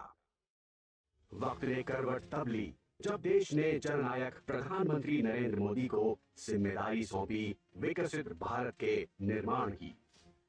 करोड़ों देशवासियों की आकांक्षाओं के साथ आत्मनिर्भर भारत के संकल्प को जोड़ते हुए प्रधानमंत्री नरेंद्र मोदी ने जब एक धर्रे पर चल रहे देश का गियर बदला तो भारतीय सेमीकंडक्टर फैब का सपना साकार हो उठा। भारत सेमीकंडक्टर इंडस्ट्री के लिए एक अच्छा एनर्जी कंडक्टर बनने के लिए हर चेकबॉक्स को टिक कर रहा है। भारत आज अपने टेक फ्यूचर को जिस स्पीड के साथ आकार दे रहा है उसका एक और उदाहरण है माइक्रोन। जून 2023 में जिसकी घोषणा होने के 90 दिन के भीतर ही गुजरात के सानंद में प्रोजेक्ट पर काम शुरू कर दिया गया था और अब इस साल दिसंबर तक पहली चिप का निर्माण होने की संभावना है। अपने इन चारों मेगा प्रोजेक्ट्स के साथ भारत ने चौथी औद्योगिक क्रांति इंडस्ट्री 4.0 में अपनी अहम भागीदारी तो सुनिश्चित कर ही ली है, लेकिन साथ ही चिप मेकिंग के क्षेत्र में ग्लोबल लीडर भी बनने जा रहा है। One earth, one family, one future. Bharat को सेमीकंडक्टर मैन्युफैक्चरिंग हब बनाने के पीछे भी हमारी यही भावना। भारत की स्किल, भारत की कैपेसिटी, भारत की कैपेबिलिटी का पूरी दुनिया को लाभ हो, यही भारत की इच्छा है। आज 3 सेमीकंडक्टर मैन्युफैक्चरिंग यूनिट्स के ग्राउंड ब्रेकिंग समारोह के साथ ही मेक इन इंडिया और आत्मनिर्भर भारत को एक नई बुलंदी मिल रही है। सरकार इन प्रोजेक्ट्स को 50% की बड़ी आर्थिक सहायता देगी। गुजरात के धोलेरा में हर महीने 50,000 वेफर्स बनाने वाला सेमीकंडक्टर फैब प्रोजेक्ट, असम के मोरीगांव में हर दिन 48 मिलियन चिप्स बनाने वाला outsource semiconductor assembly and test OSAT project और गुजरात के सानंद में हर दिन 15 मिलियन चिप्स बनाने वाला outsource semiconductor assembly and test OSAT project. इन तीनों प्रोजेक्ट्स के साथ सरकार 1,26,000 करोड़ रुपए की लागत से देश में सेमीकंडक्टर इकोसिस्टम की एक सुदृढ़ आधारशिला रख रही है। अमृत काल में भारत के सेमीकंडक्टर सेक्टर की विकास यात्रा तेज गति से जारी रहेगी और भारत सेमीकंडक्टर मैन्युफैक्चरिंग का ग्लोबल हब बनकर उभरेगा।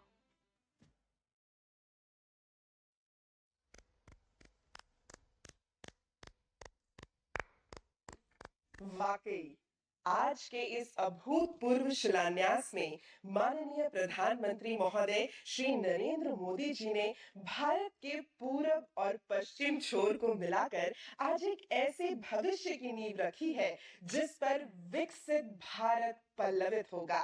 और इस उपवन के उद्यानपाल भारत के माननीय प्रधानमंत्री महोदय जी के स्वागत का जय घोष करते हुए मैं आदरणीय श्री नरेंद्र मोदी जी से संबोधन के लिए अनुरोध करती हूँ। Ladies and gentleman, Shri Narendra Modi जी।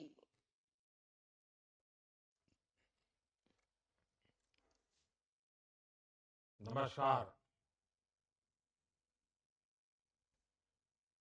केंद्रीय मंत्रिमंडल के मेरे सहयोगी श्री अश्विनी वैष्णव जी, राजीव चंद्रशेखर जी, असम और गुजरात के मुख्यमंत्री,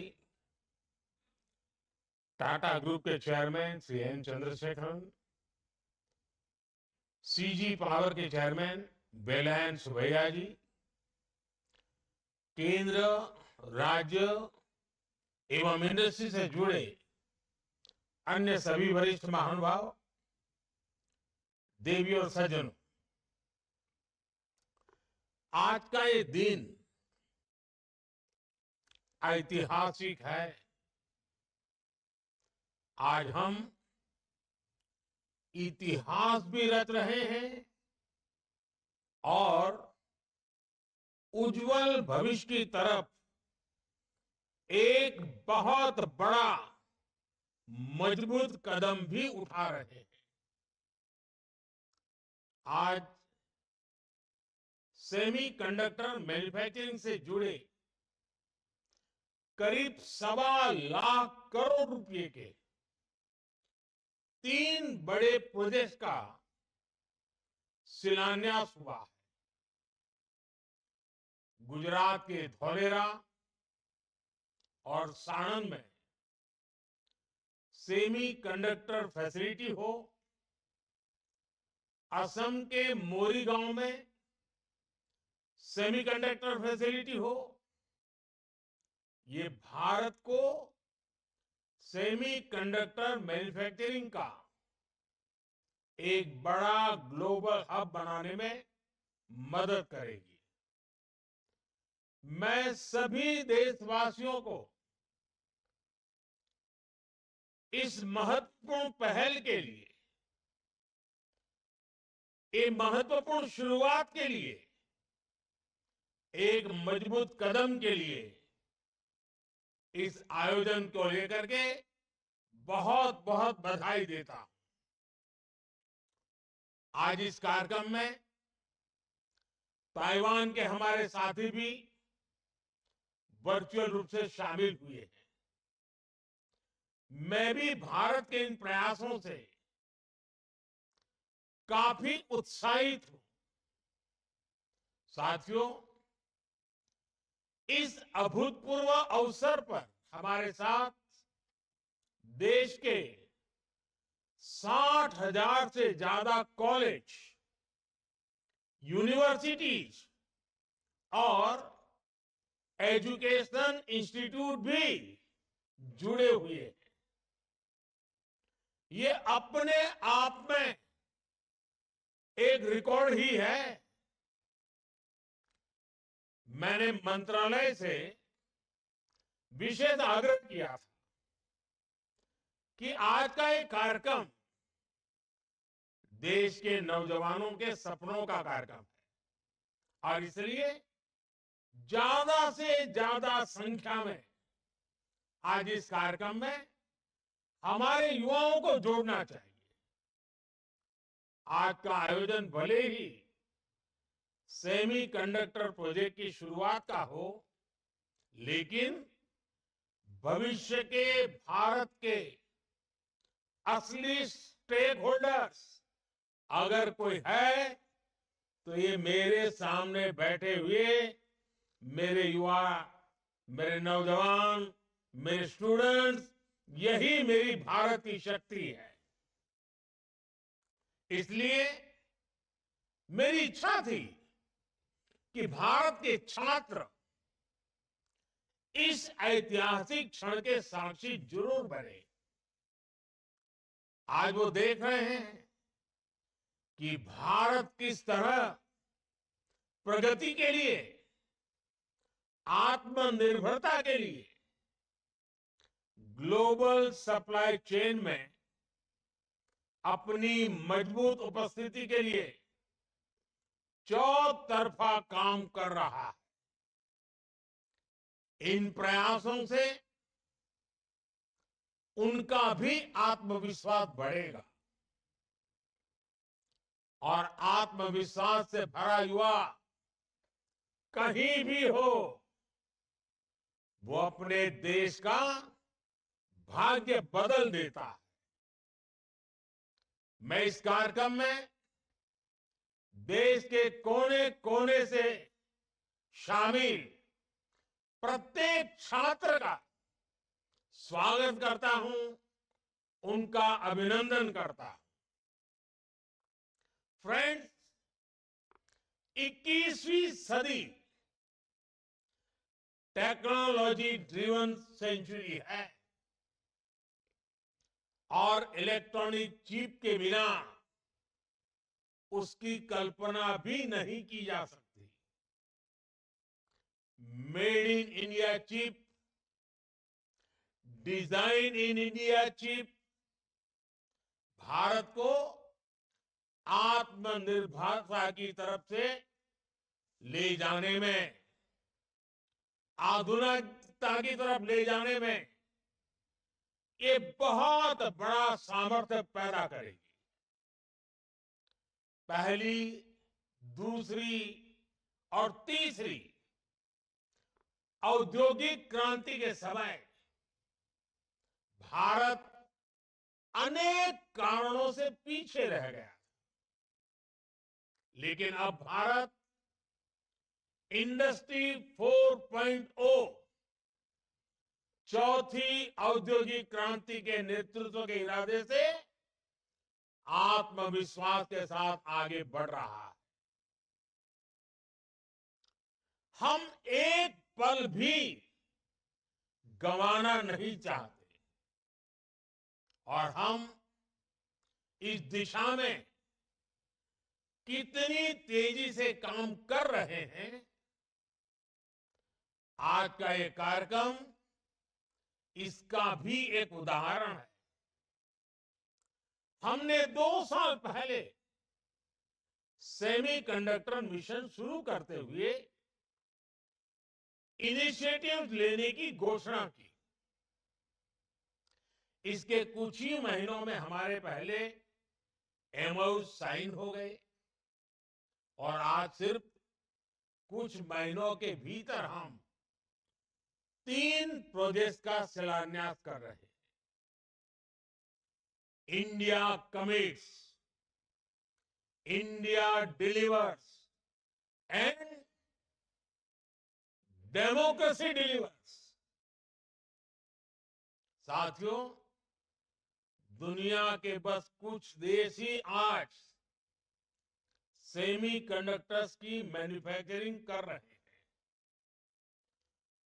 और कोरोना ने हमें ये सबक दिया है कि दुनिया को एक रिलायबल और रेजिलियंट सपोर्ट सप्लाई चेन की सख्त जरूरत है।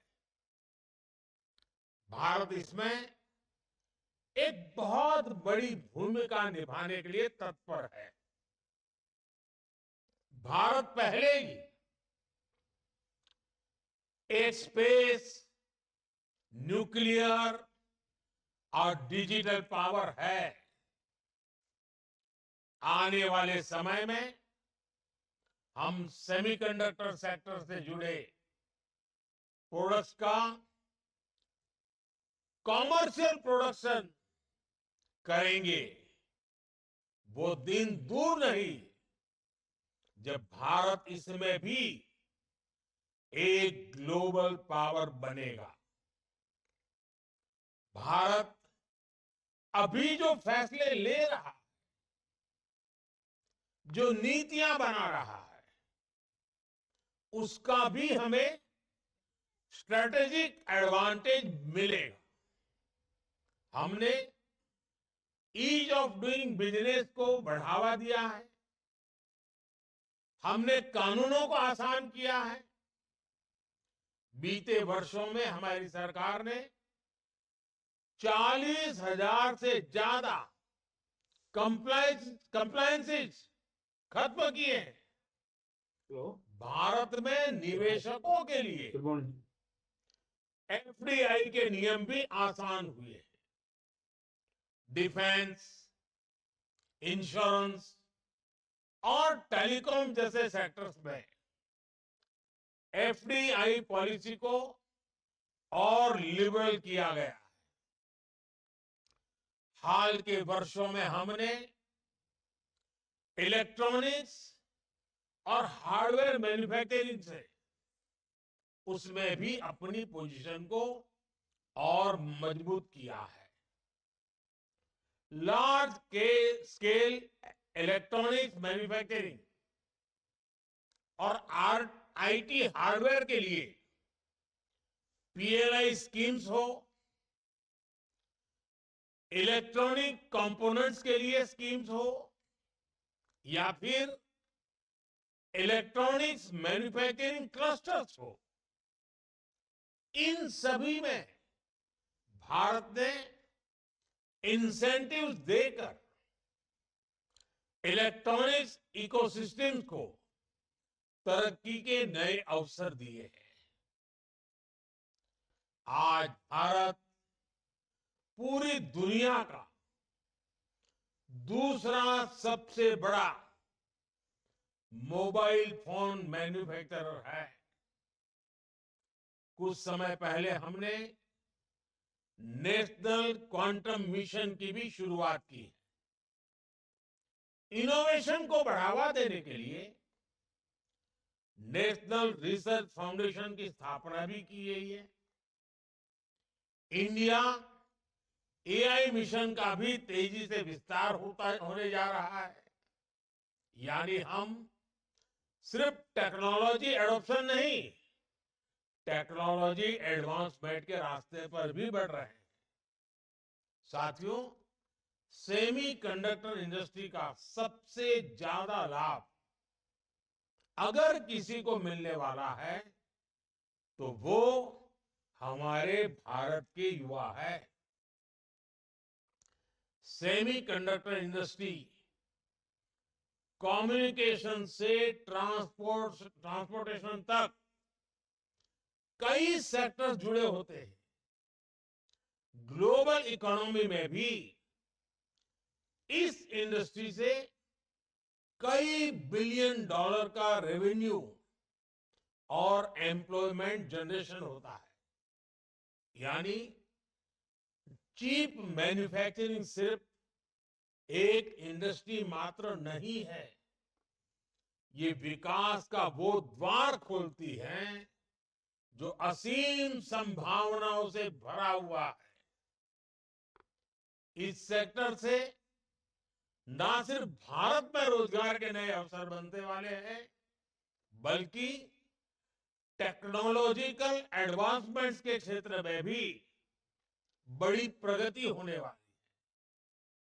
आज दुनिया भर की सेमीकंडक्टर चिप के पीछे जो डिजाइन है और उस डिजाइन के पीछे का जो दिमाग है, वो दिमाग अधिकांश भारत के युवा का ही है।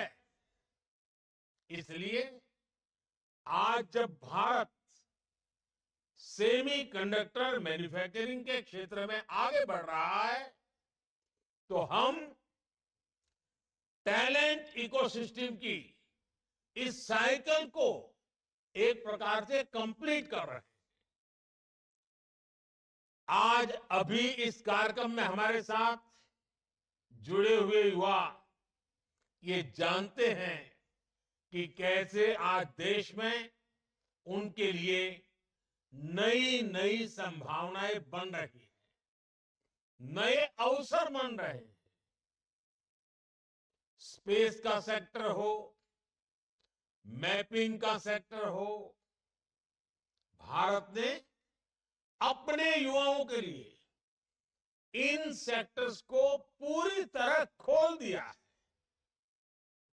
हमारी सरकार ने स्टार्टअप इकोसिस्टम को जो इंसेंटिव दिए हैं, जो प्रोत्साहन दिया है, वो अभूतपूर्व है।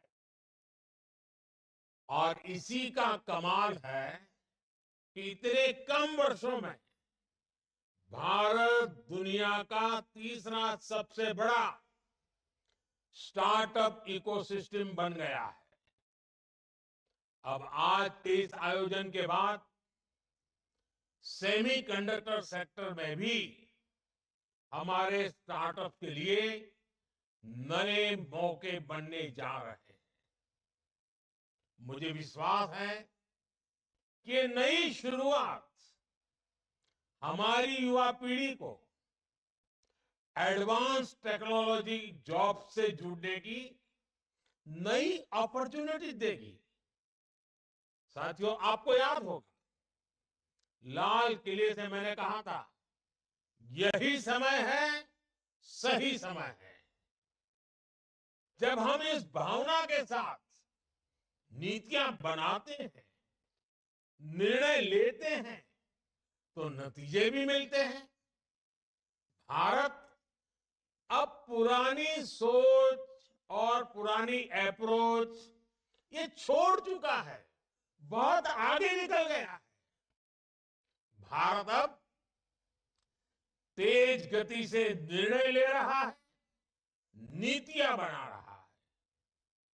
हम पहले ही सेमीकंडक्टर मैन्युफैक्चरिंग में कई दशक खो चुके हैं, लेकिन अब हमें एक पल भी गंवाना नहीं है और अब ऐसा नहीं होगा। भारत ने सबसे पहले 60 के दशक में सेमीकंडक्टर मैन्युफैक्चरिंग का सपना देखा था, इस बारे में सोचा था, लेकिन इस सपने के बाद भी, इस सोच के बाद भी तब की सरकारें उन अवसरों का लाभ नहीं ले पाई। इसके सबसे बड़े कारण थे इच्छा शक्ति की कमी, अपने संकल्पों को सिद्धि में बदलने के लिए प्रयास की कमी और देश के लिए दूरगामी फैसले लेने की क्षमता की कमी। इस वजह से वर्षों तक भारत का सेमीकंडक्टर बनाने का सपना बस सपना ही रह गया। उन दशकों में जो लोग सरकार में रहे, वो भी सोचते थे कि अरे जल्दी क्या है, समय आएगा तब हो जाएगा।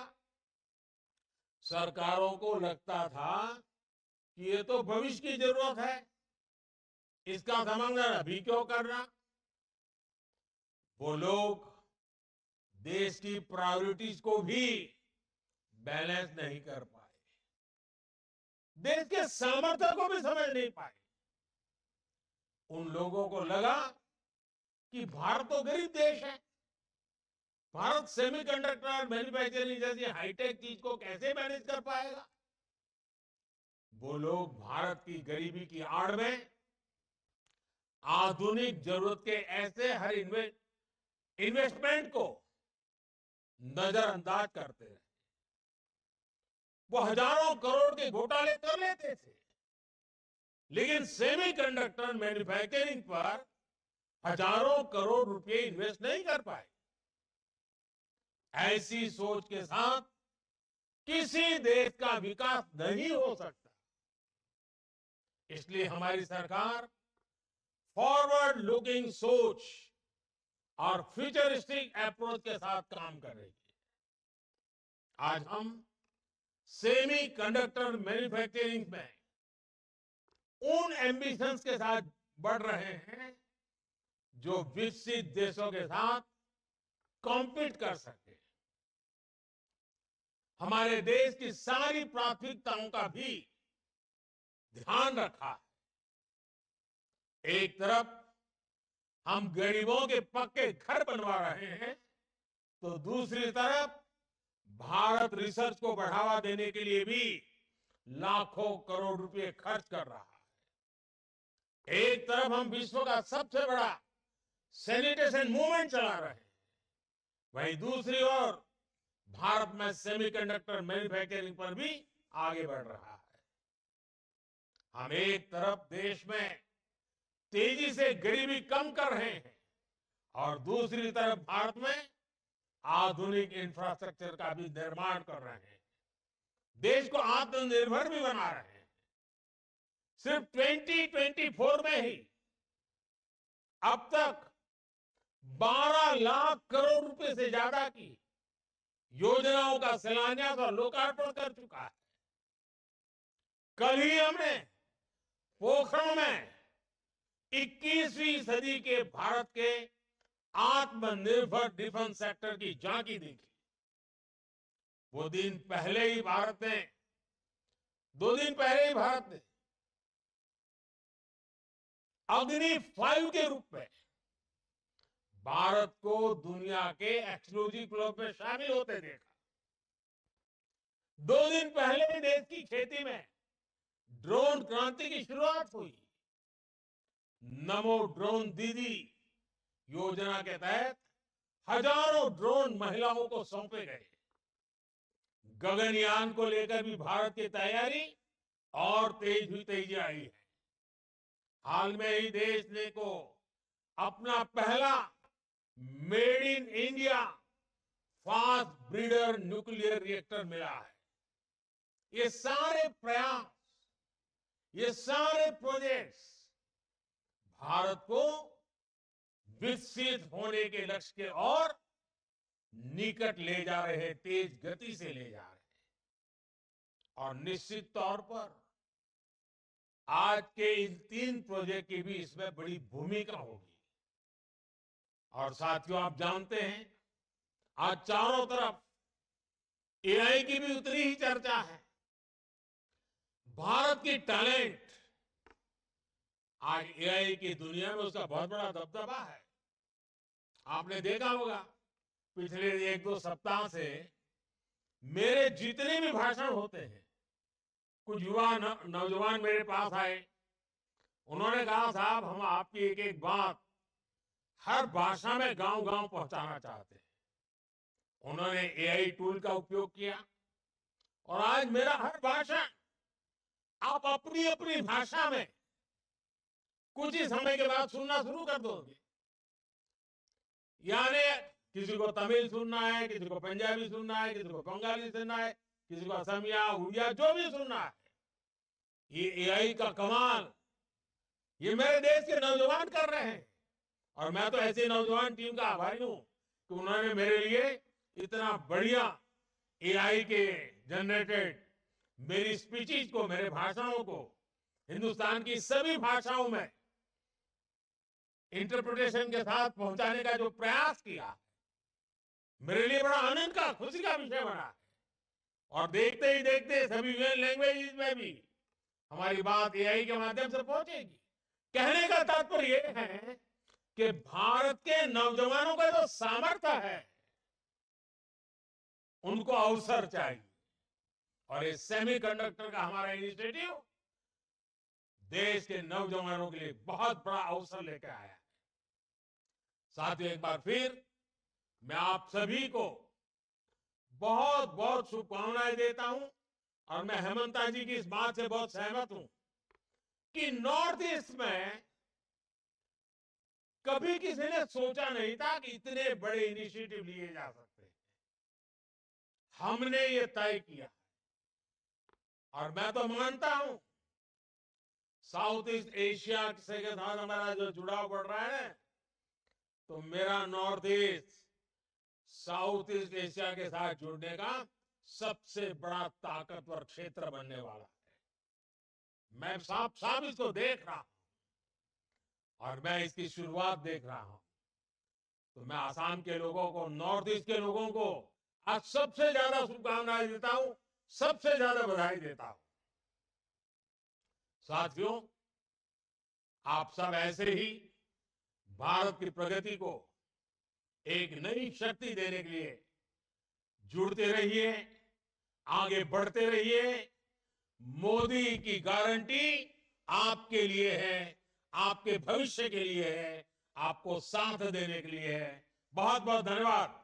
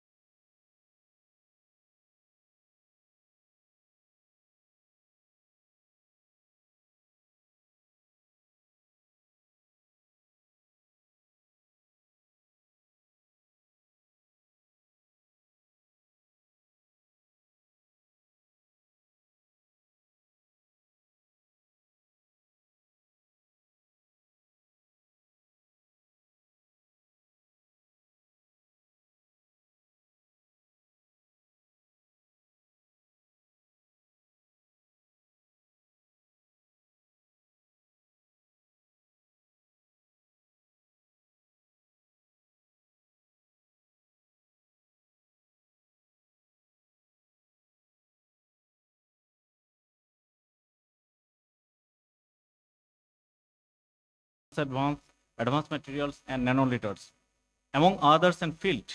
More than 40 patents, including the 35 US patents he has published. He has received numerous awards and fellowships throughout his academic career, including a gold medal in MSc Physics at this university from this university. An academic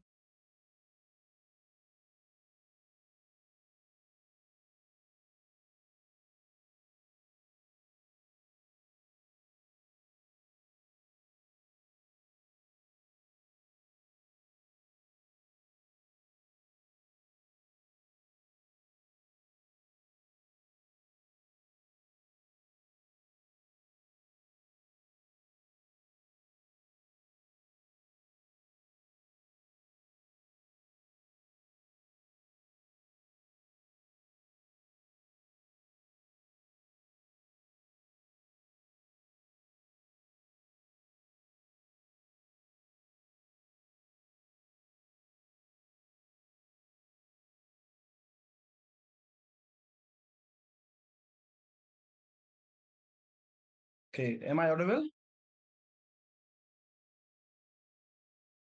Okay, so yeah, thank you very much for your kind introduction. Am I audible?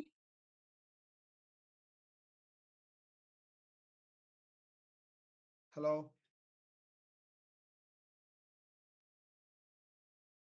Yeah, can you please allow me to share my screen? Yeah.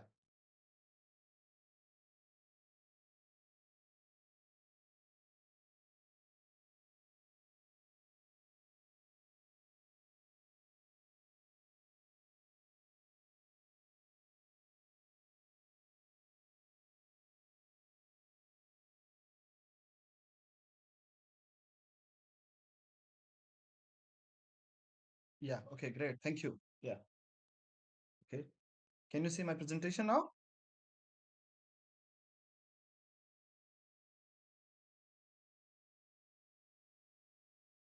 Perfect. Great. Thank you.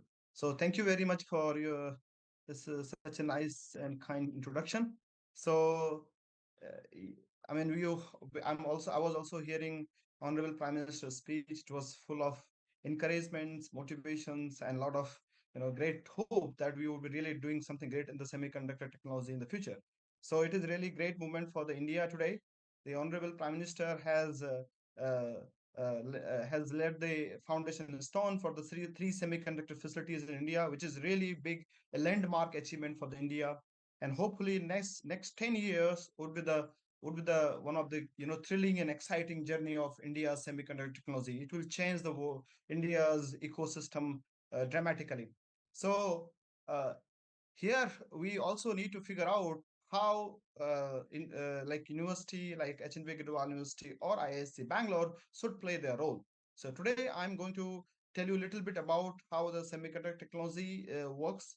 Okay, so and then a little bit about what we have been doing and in a university environment, and how Gidwal University or the university like IISc and other places can really contribute here. Okay, so this is the vision of the new India, which is today our Honorable Prime Minister has uh, uh, told about all these visions, and he has said very nicely about how we should really look forward for this. I mean, one of his proverb is that "Yahi samay hai, sahi samay hai." This is the really the high time that we all need to come together and do something great for the country. And so, with his vision that India is committed to becoming the world reliable partners in global supply chain. This is the best time to invest in India, and in fact, a lot of industry from all across the world are now really looking this opportunity. They are coming to India. They are attending many of the conferences. They are talking to the university people and collaborating with them and figuring out how they can work with India. India is making a policy that is keeping in mind the goal for the next 25 years. This is really the great vision from the government side, that we are not looking for next 5 years or 10 years. It's like 25 years down the line where the world would be going and how India would be contributing and leading the technology in their directions. So this is, I think, a great initiative from the government of India and from our Honorable Prime Minister. And we will and then another vision is that we will work with the stakeholders to understand what more can be done to build a vibrant semiconductor ecosystems. So we not is this today's technological world is not the isolations. We have to see where the world is going, because it's a very dynamic it's a dynamic technological world. Here things are changing very rapidly, so we have to really progress fast. We have to have a vision of what might be happening in next 5 to 10 years, and we need to make our plans and our strategy accordingly. Okay, so before we really go into the more detail of all these things, let me just briefly tell you what is the semiconductor means. Okay, so semiconductor devices, I think as most of you know, that the semiconductor device is basically, at the end it comes how you fabricate a chip, how you make a chip. So if you look your mobile phone, if you open your mobile phone, old phone, if you see inside that, you will see many of these circuits there. Okay, so these all are basically connected some with some sophisticated machines. Okay, and now inside, if you look one of the chip, let's say this chip, and if you open that chip, there will be the billions of transistors basically. And these billions of transistors is not made it individually. They all has been basically carved out in a vapor, in a one single piece of materials, a single piece of vapors which has several materials. And basically you use the technique to make many of such a devices.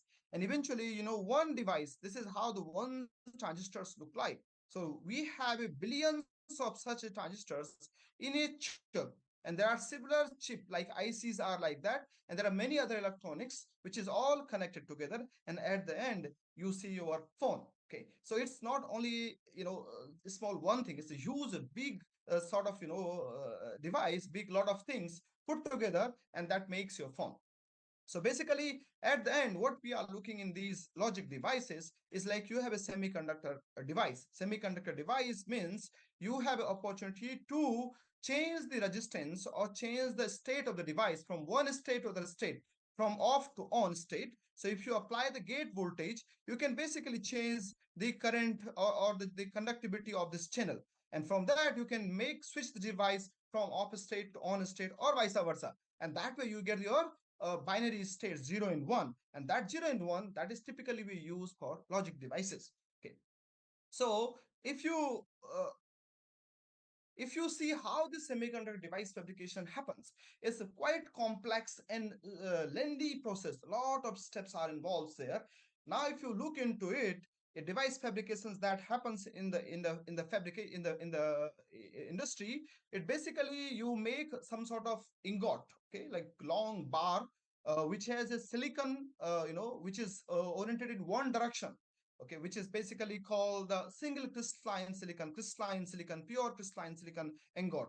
Okay, and then this ingot, first we make this ingot, then from we basically cut them the small wafers. These wafers might be having a size of 200 millimeters. Okay, and then on that we can then deposit materials. Many thin layers we deposit, like several few nanometers of these materials we deposit on the top of that, many layers, several layers, like 10, 15, even sometimes hundreds of those layers. And those layers, then we pattern them by some lithography techniques that basically make these teeny tiny transistors that we are talking about. And they are in their number is billions. So billions of those transistors we make, okay, by something called the fabrication techniques. And this involves several processes. This involves you first cut, mill, fill, again cut, mill, fill, and then basically then at the end you polarize it, you make the electrodes. So a lot of process involves, where you need a people who has the knowledge in physics, who has the knowledge in chemistry, who has knowledge in electronic engineering, who has knowledge in mechanicals, who has knowledge in material science, computational computer science. So it's basically we need a people from all backgrounds who come together and make these things happening. So in fact, it's like this process happens more than 100 times, basically back and forth, because you put multi layers on the top of each other and you keep patterning and fabricating them, and then at the end you make some sort of integrated circuits. Okay, so that's how the process look like, and that is what going to happen in India. Is a really great thing. Okay, so now we are in the industry which is this industry is very dynamic. It changes abruptly. Now you see that the Gordon Moore was the one who built who established the Intel. Okay, who basically sort of called the god. He is basically known as the father of the semiconductor technological roadmap.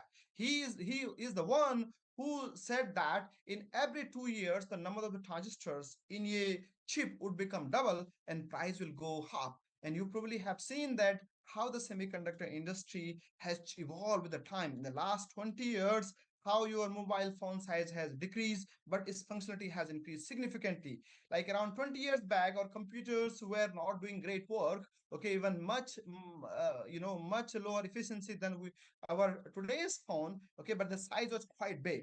Now today you see that your phone is much smarter than 10 years back computers. It can do so many things because we could reduce the size of these transistors, make them really, really small, efficient, less power hungry. Okay, this has happened because of the continuous effort in that directions. In fact, now we are in the era where we are talking about that we are making a device of 3 nanometer size of the gate. So this gate I'm talking about here is this is just 3 nanometer size. So this such a small one can make now.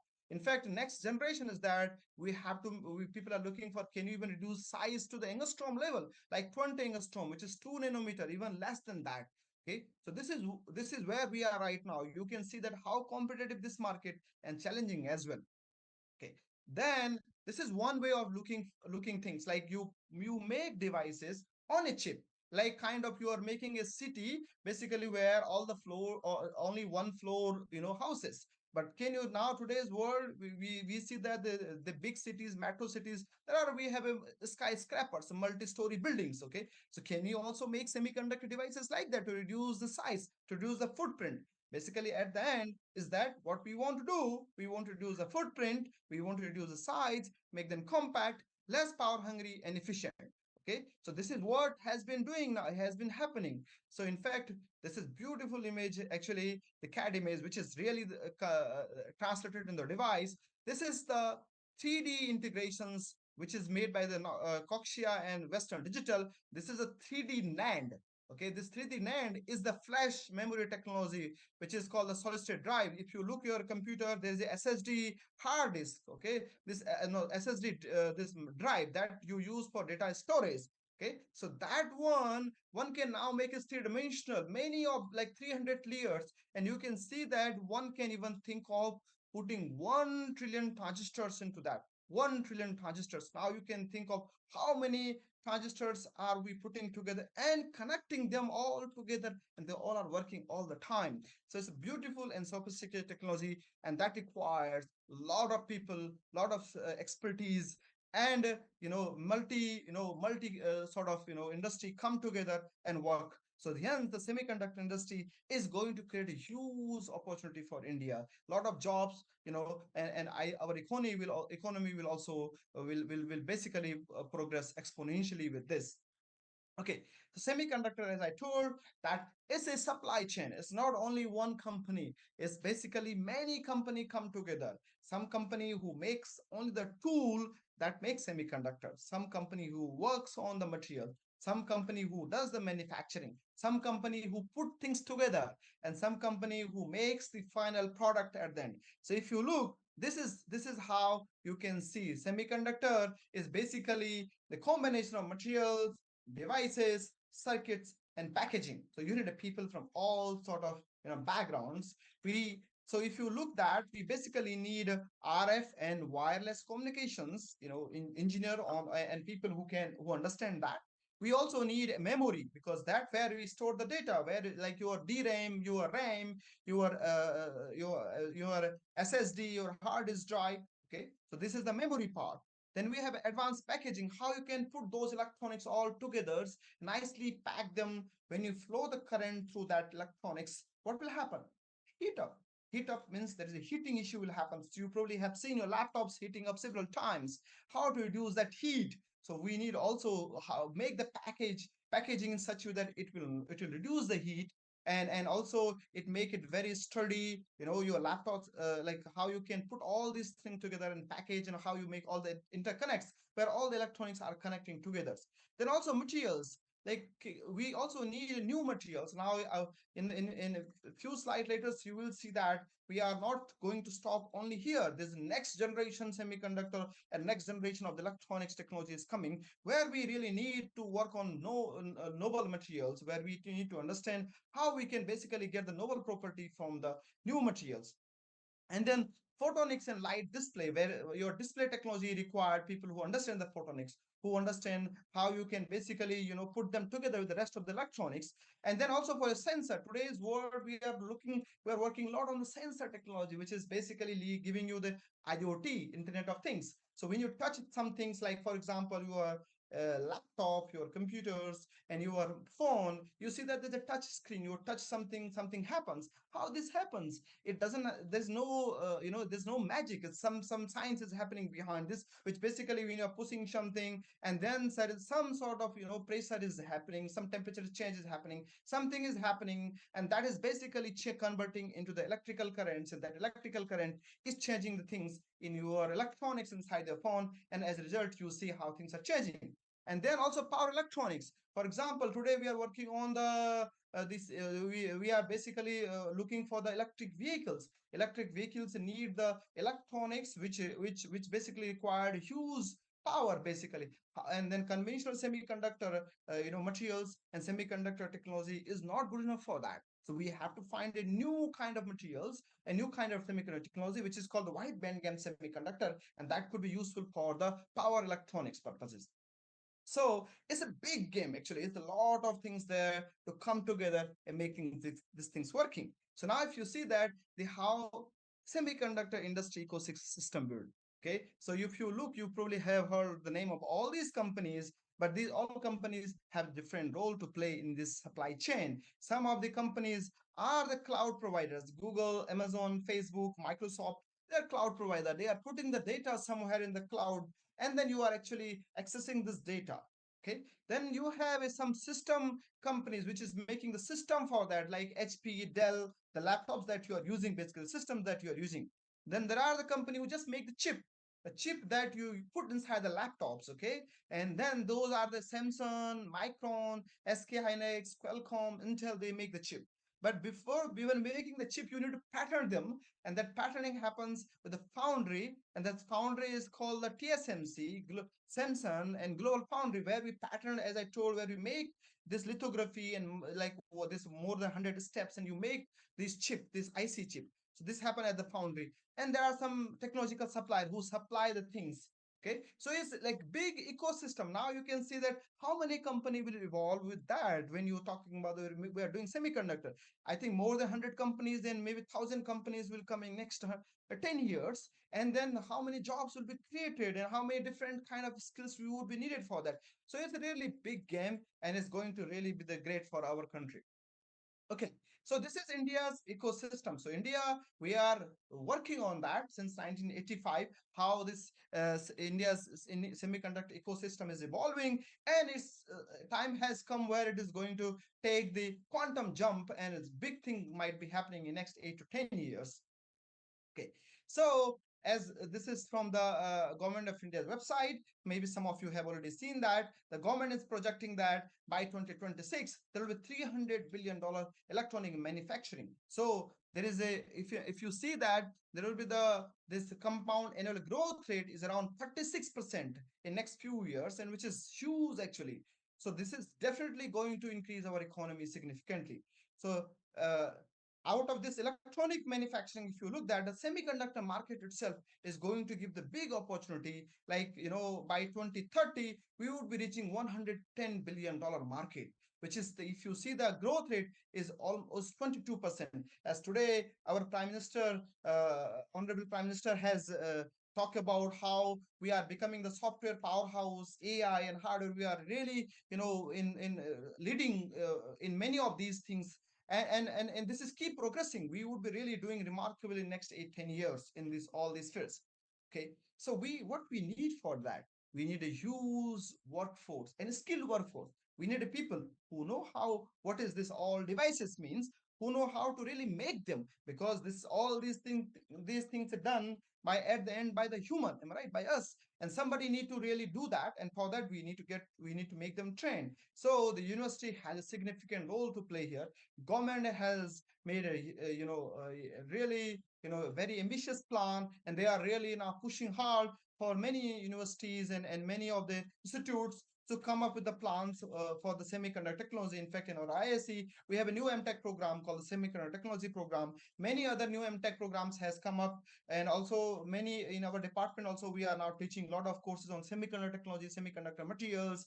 People are learning how to really work on those things in the clean room. So it's where the really university need to also play a role. And if we make skillful workforce, they will get the job because there will be job. Okay. So our responsibility is that to make a skillful workforce for this field.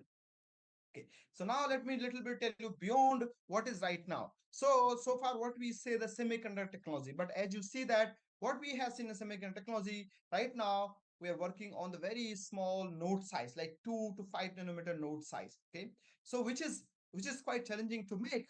But then what else there beyond devices, what you're talking about? There is a disruptive computing technology is coming, which is really going to change the whole ecosystem now. Okay, so I have been working on all this computer technology. Let me briefly tell you, because since I started my journey from HNP Gadwal University, and many of the young students are there, they would like to also pursue this journey, and they would like to also connect themselves with India Semiconductor Mission. So let me briefly tell about myself, how I have navigated through my career and came to the place where I am right now, and then I'll little bit tell you different segments of the research that we have been doing and how they are related with the semiconductor technology that we are doing today in India and on all and also in the globe, what is happening. Okay, you might be seeing many logos here is because I have been so many places, so that's why these logos are here, and I'm probably briefly touching about all these places and what these places does. Okay, so I started, as I told, I started my journey from HNB Galwa University. I did my bachelor and master degree from there long back, and then I got an opportunity to MTech program from IIT Kanpur in material science, that I worked on magnetic nanoparticles, and then also we develop some So I have basically worked on the magnetic nanoparticles, and we published some nice paper from that work. And then I joined industry. So I worked in Tata Steel. So Tata Steel is one of the world's largest steel manufacturing company. I think fifth or sixth largest steel manufacturing company. And I worked their R&D division. So they do a lot of R&D actually. In fact, they are now also, somehow helping India semiconductor mission one way or other. So they are Tata is always known for taking big risk and taking country into the forefront. So there they gave me opportunity to work on something very different. I come up with the idea that how one can integrate the photovoltaics, which is also kind of in toward the electronic materials, how one can actually integrate the photovoltaics or solar cell on steel basically. And then we develop a technology how one can deposit or make the thin photovoltaic coatings on the steel sheet. And then Tata has come up with a sort of big products with that, and they got a big business on this. Besides this, I also worked on how one can use this iron oxide fines that steel industry produce. A lot of these fines they produce, and we basically develop the water purifier with that, cheapest water purifier that can actually remove the arsenic and heavy metals from the water. Okay, and this is long back, so we basically did a lot of field trial around 12 13 years back in West Bengal, some of the places in West Bengal which is arsenic affected area. We develop those filters, and we provide the cheap water purification solution for those peoples. And then it really one of the leading technology that we have developed, and we filed several patents on that. We published some nice paper on that.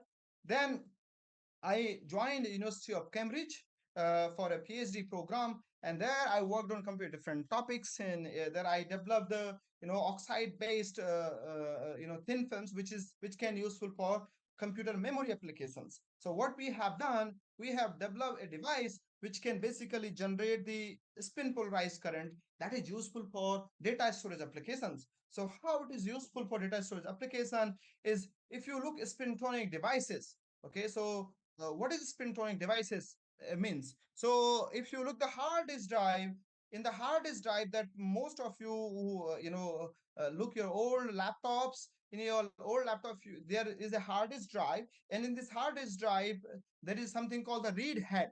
That read head is basically a thin a head which is flying on the top of the disk. So what happened in this hard disk drive, the disk is basically made of magnetic materials. There's a teeny tiny grains, magnetic grains, or very small size, 5 to 6 nanometer size. Now on these magnetic grains, you store the information, you store the data. Okay, and for that you make some small electromagnet. That electromagnet, basically you can supply the current through this.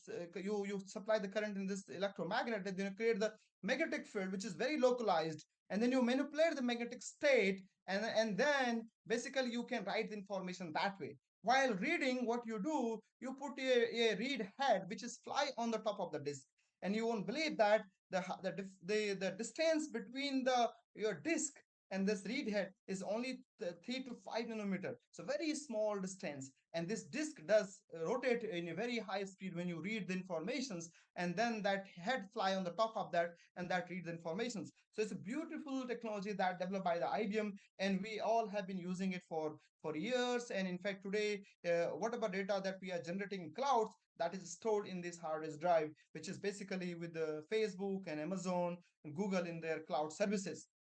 So Western Digital does work on that, and many other companies. So this was my PhD research was something about that topic. Then I joined a scientist position at Max Planck Institute for Solid Research, which is in Germany. So Max Planck Institute are something like IIT in India. They are pioneer research institutes, and they got many Nobel Prizes in these places. People have done great work. Even Max Planck, most of you know about the Max Planck. Okay, so there I have worked on how one can integrate the functional liquids, water basically, and make it some sort of devices which could be useful for neuromorphic computing application. So one of the things that people are now looking for, how we can make a chip which work like a brain. So can we have a, like a brain inspired chip? Because our brain works very differently than computers. Our brain doesn't recognize things in zero and one form. It basically recognize informations, or you remember the informations in the form of the patterns. Okay, and that's why our pictorial memory is better than, very well, like when you listen something, then what you see, when you see things, you remember that for longer. Okay, it's because our brain picks those signals, and then what happens is that when we try to remember that, the several, thousands of neurons, they spark and they make some complex pattern, and that way we remember the information.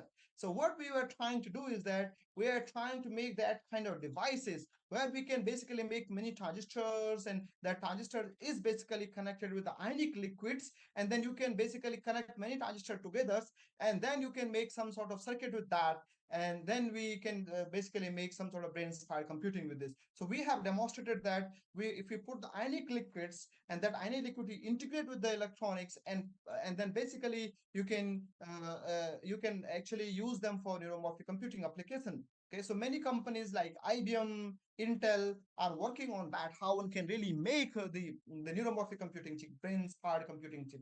In fact, the Elon Musk company is also working on that, which is Neuralink company, which they are really now making a chip which you can connect with your brain. Actually, you can really learn what your brain is thinking, and then and the idea is that can you really store the information in the brain, and then basically rather than reading a whole subject, can you put all the information in the brain? So something in the concept in that directions, and how we can understand the brains, better way. So this is very interesting research area, research technological area as well. So which is also, leading, which will lead also the semiconductor technology that is happening this in India in the next level basically.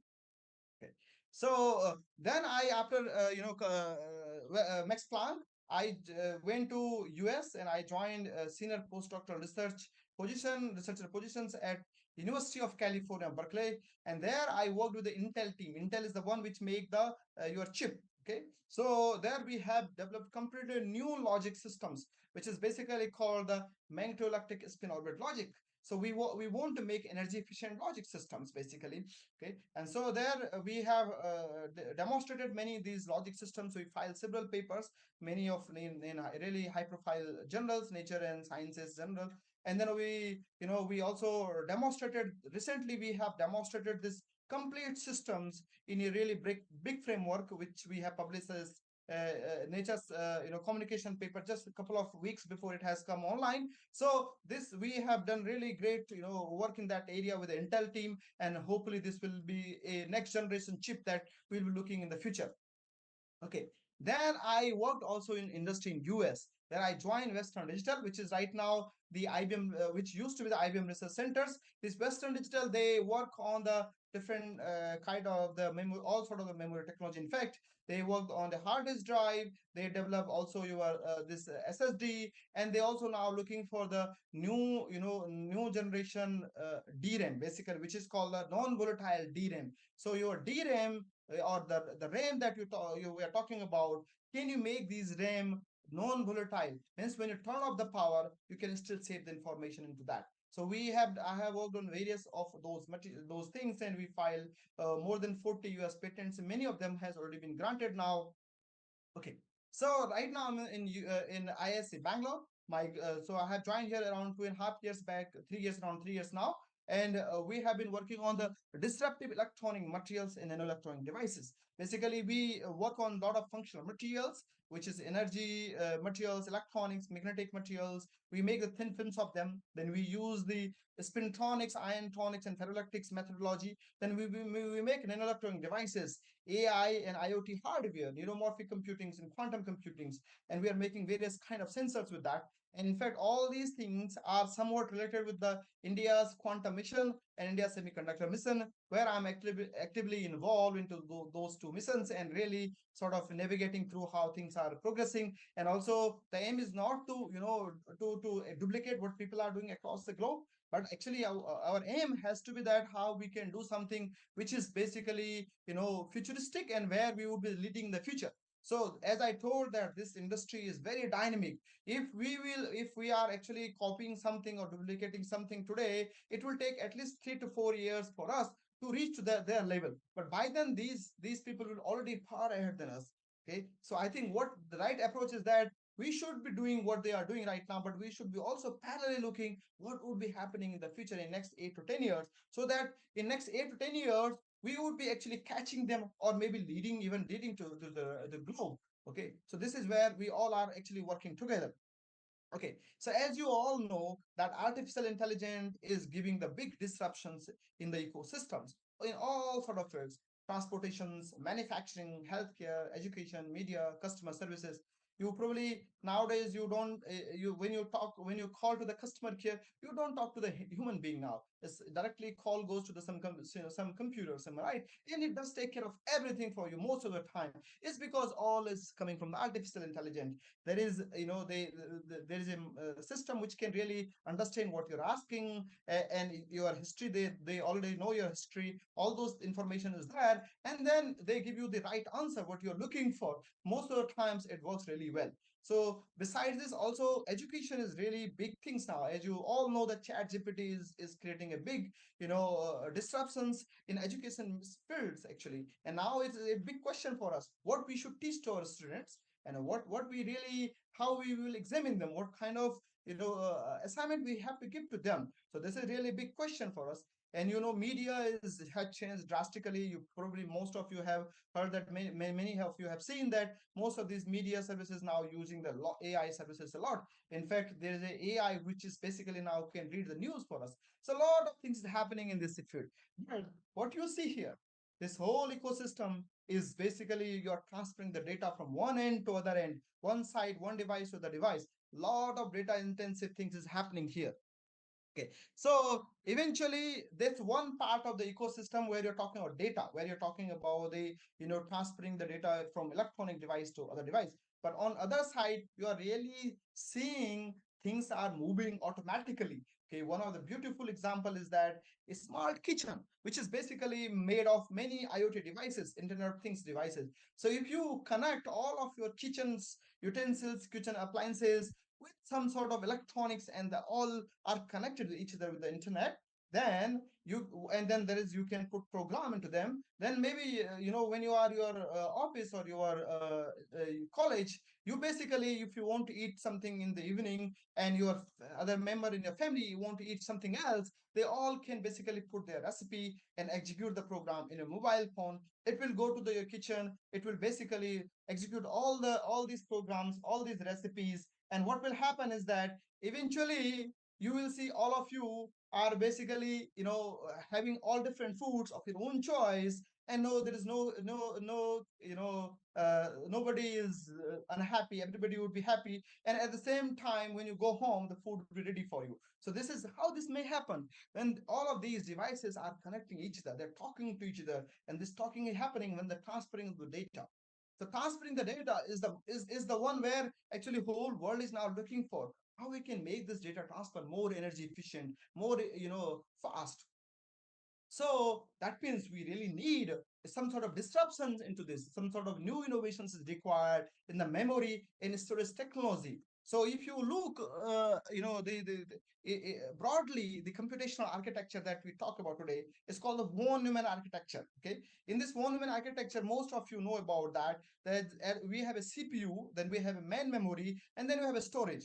Okay, so CPU run much faster. As most of you, when you buy computer, you ask that which which generations which generations processor you have, right? You look Intel 6 generations, 7 generations, 5 generations. What's the difference between them? The processor is running much faster. Okay, like you are talking gigahertz, and that means the processor is running in a nanoseconds. Gigahertz, if you translate in the time, is nanoseconds.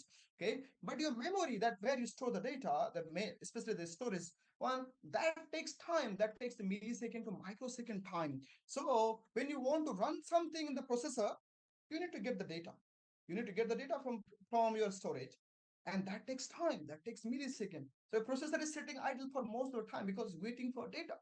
Okay, though in temporarily you run this data in the DRAM, okay, the RAM, but that DRAM is a volatile. When you turn off the power, you lose it. Okay, so eventually this whole thing is creating some sort of performance gap, which is called the memory war. And especially this is critical when you're talking about artificial intelligence, one that I just told about, where you're working on tons of data and synthesizing those data. Another side, when you're talking about IoT, Internet of Things, where basically a lot of these devices are connected with each other and you're sharing the data among them. So this all these things require a lot of data to move and to synthesize. So that means we need innovations. We need to solve this problem. So this is one of the interesting problems that worldwide people are looking for how to solve that. And that is where we can also focus. How we can solve that? Because if you can do that before than them, then we are the leader. Okay. Other than that, today, whatever data you create, photos, videos, messages, anything that you create, you really want to keep it. You never want to delete it, am I right? Because you have some emotional attachment. You always want to keep that. And so that means you need to store a lot of data. So today you might be storing data locally at your home, but also many of data being stored in a cloud services like Amazon service and Facebook, Google, all those places.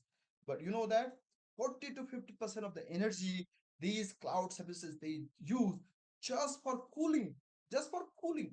Can you believe it? It's a lot of energy. Okay, so in future, if you don't do anything, any new innovations in terms of the how to make the energy efficient, then what will happen is that it might be possible that in next 10 years, the 30% of the energy that we generate today would be just consumed by the IT devices, which is right now 3%. So huge energy requirement would be there in the future. So then we need to make these devices energy efficient. As we know that the IoT devices increasing exponentially, then the energy requirement also increases with the same proportion. So we have to really look for that. Okay, so we need to look for the how we can store the data in a large volume at a low price. And people are looking for the DNA storage. Can you store the information in the DNA? Can you make artificial DNA? Okay, and then the way we store the DNA information, can we do the same thing? Okay, so this is what people have been looking for.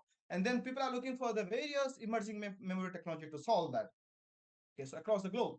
Okay, so yeah, so we have been working on all those things, and this is our recent work to solving all those problems. We have published several articles on that, and so this is our work. So let me now actually conclude it. Basically, this is just giving you the broader overview of India's semiconductor missions, what is the where we are, where the globe is, and where we should be looking forward in the future. And so, and we have been what my lab has been doing. So this is what you need, this facility to do this kind of work. You need a materials growth facility, you need a clean room facility and device fabrication facility. So this is what we do for making those kind of devices and then do research in that area. And so as we actually looking for the next industrial revolutions, which is the fourth industrial revolution, where we have to adapt and adopt, where it's a time to adopt new technology and be prepared for our digitally disruptive era. Okay, and this is where we are going next. So how this technology is going to create a disruptions, huge disruptions in the ecosystems. Okay, and so this is about disruptive technology, different type of technologies, which is like mobile internet and automation of the knowledge, Internet of Things, cloud technology, or advanced robotics and automations, and then also energy storage, 3D printing, advanced materials, renewable energy. So these are the ongoing disruptive technologies, and they are going to become a huge market in the future. So we have a huge scope here to do the research in that area. So which will create like $100 trillion market actually in the next few years. Okay, so this is how AI being used, as I have already described all those things. And then this is we actually people are now thinking of flying car. In the future, can we even think of them making a flying car? So which is the drone, the technology that we're developing, the bigger version of that could lead to that directions. So this is the one aspect. So the other is that can we also think of the augmented reality? Okay, so can we do online educations where we basically feeding the informations actually while we are educating that. So this is the other big area which is going to emerge in the future.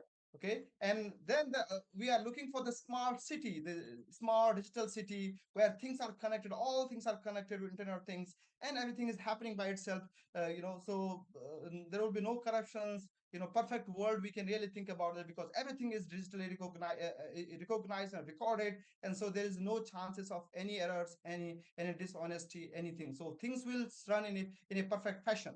Okay, so there's a great opportunity for India where we should be really looking for the strong foundation research, where we have to do the technological, where we have to develop the technological leadership. Then we have to recalibrate the skill development in the university framework, and then how we can basically make a dynamic scientific and technological ecosystem where you have novel ideas, and then how we can make the fundamental change in the technology.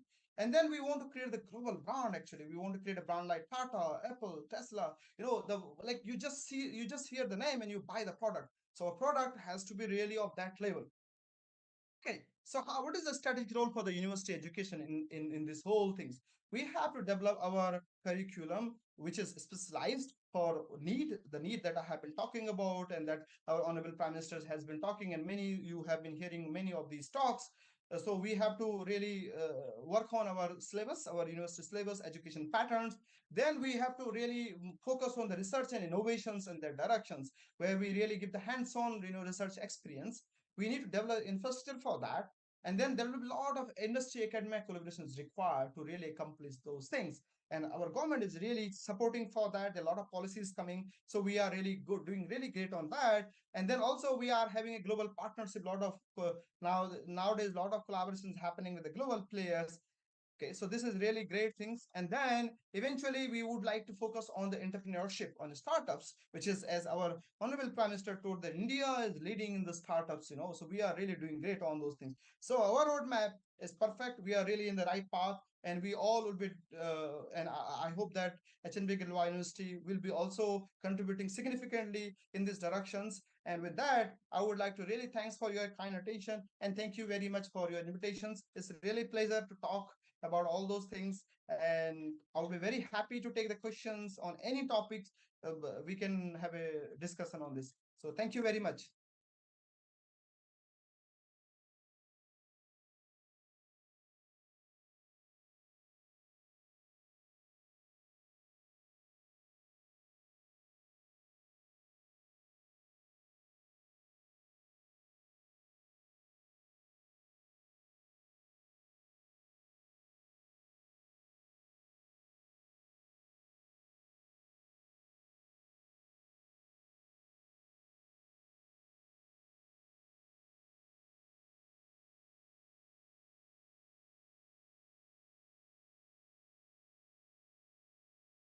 Yeah.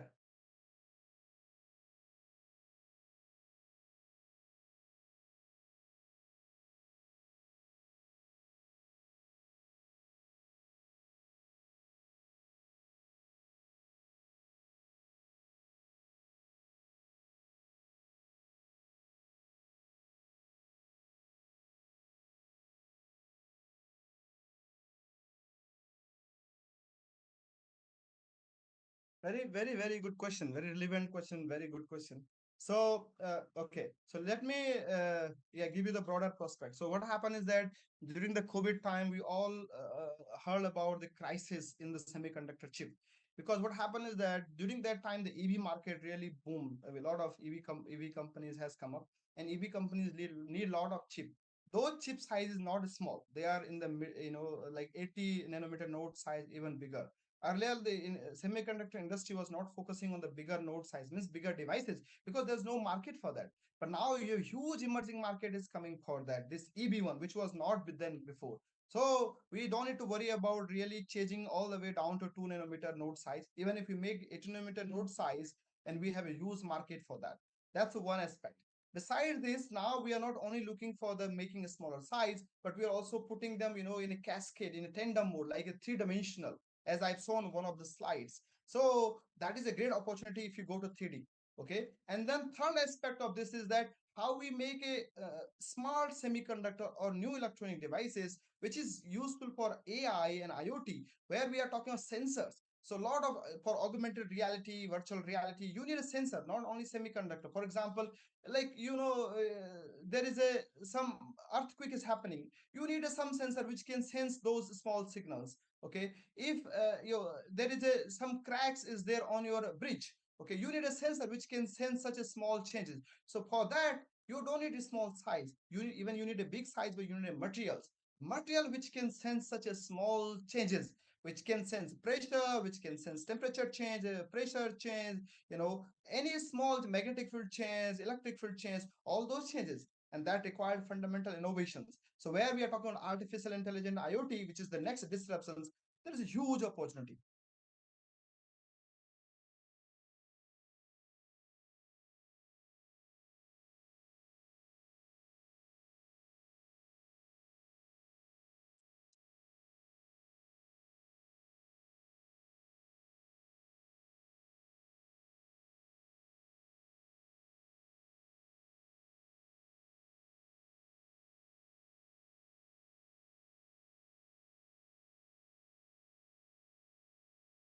Certainly, these two are basically go together, in fact, am I right? And it's really quite great coincidence that both of India is working on both, because as I told you, quantum technology is not today's things. It's in futuristic, next 8 to 10 years or 15 to 20 years down the line. So government got that idea that they know that if we don't do futuristic things, then we'll be always lagging behind. We have to do something which is coming in the future. So quantum technology for the future. Okay, but to run the quantum systems, to run the quantum platforms, you need a digital computers, you need this conventional computers. You also want to make them also energy efficient, you also make them also in house. So basically it's all going together. Okay, but quantum is for the futuristic, next 15 to 20 years. Semiconductor is for today's world, next 8 to 10 years or 5 to 10 years down the line.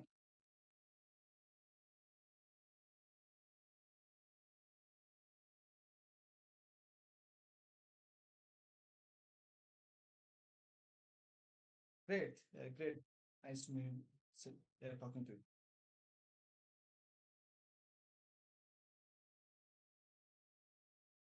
Hi.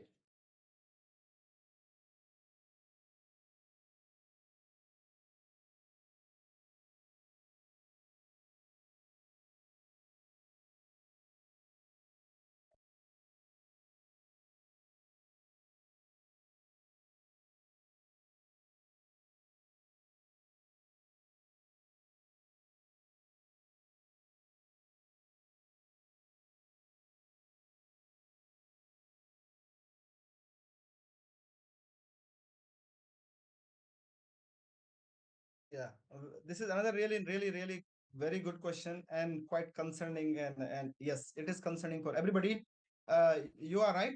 Semiconductor technology, as I told, is quite dynamic, challenging. It costs a lot of money, multi-billion dollars to really make your your fabrication, systems, and also you have to qualify it. So it's not just making things won't work. You have to make your vapor running, your vapor need to be having high yield. That means all vapor need to work actually.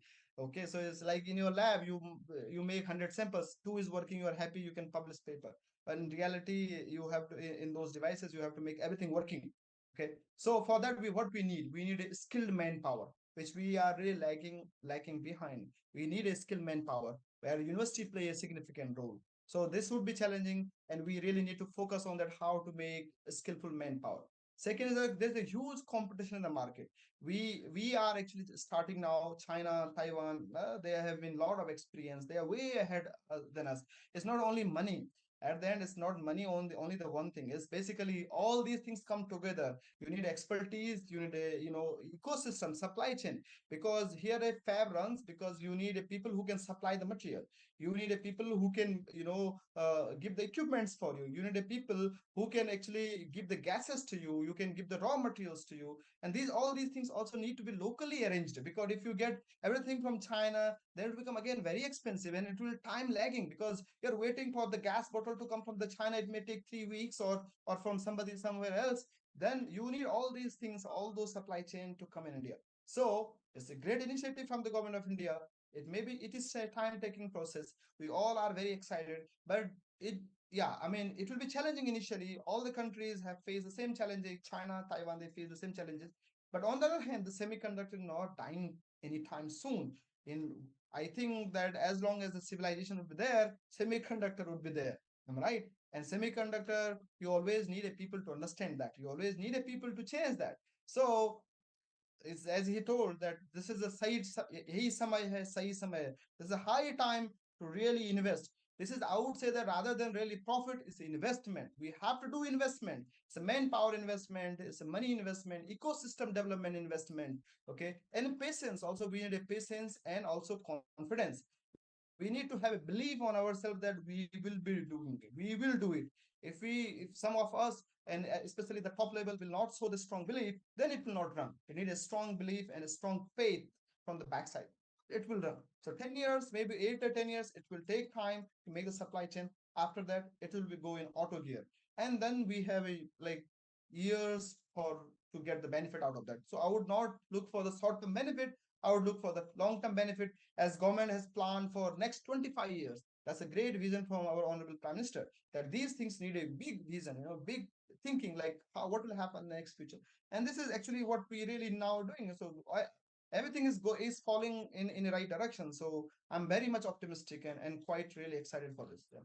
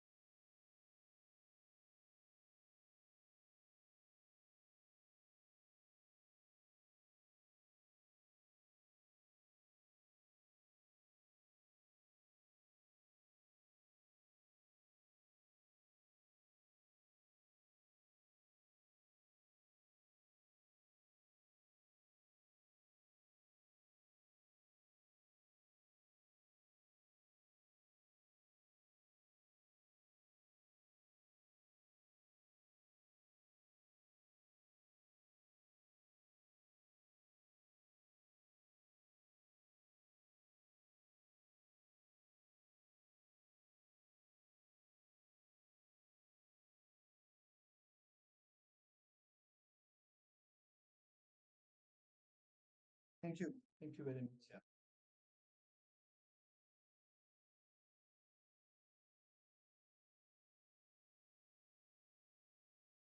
Thank you. Thank you. Thank you very much. Yeah. No, no, no, no, no. You thanked me already. It's all great. Yeah. It's a pleasure. Yeah. Yeah. Yeah. Okay. So yeah.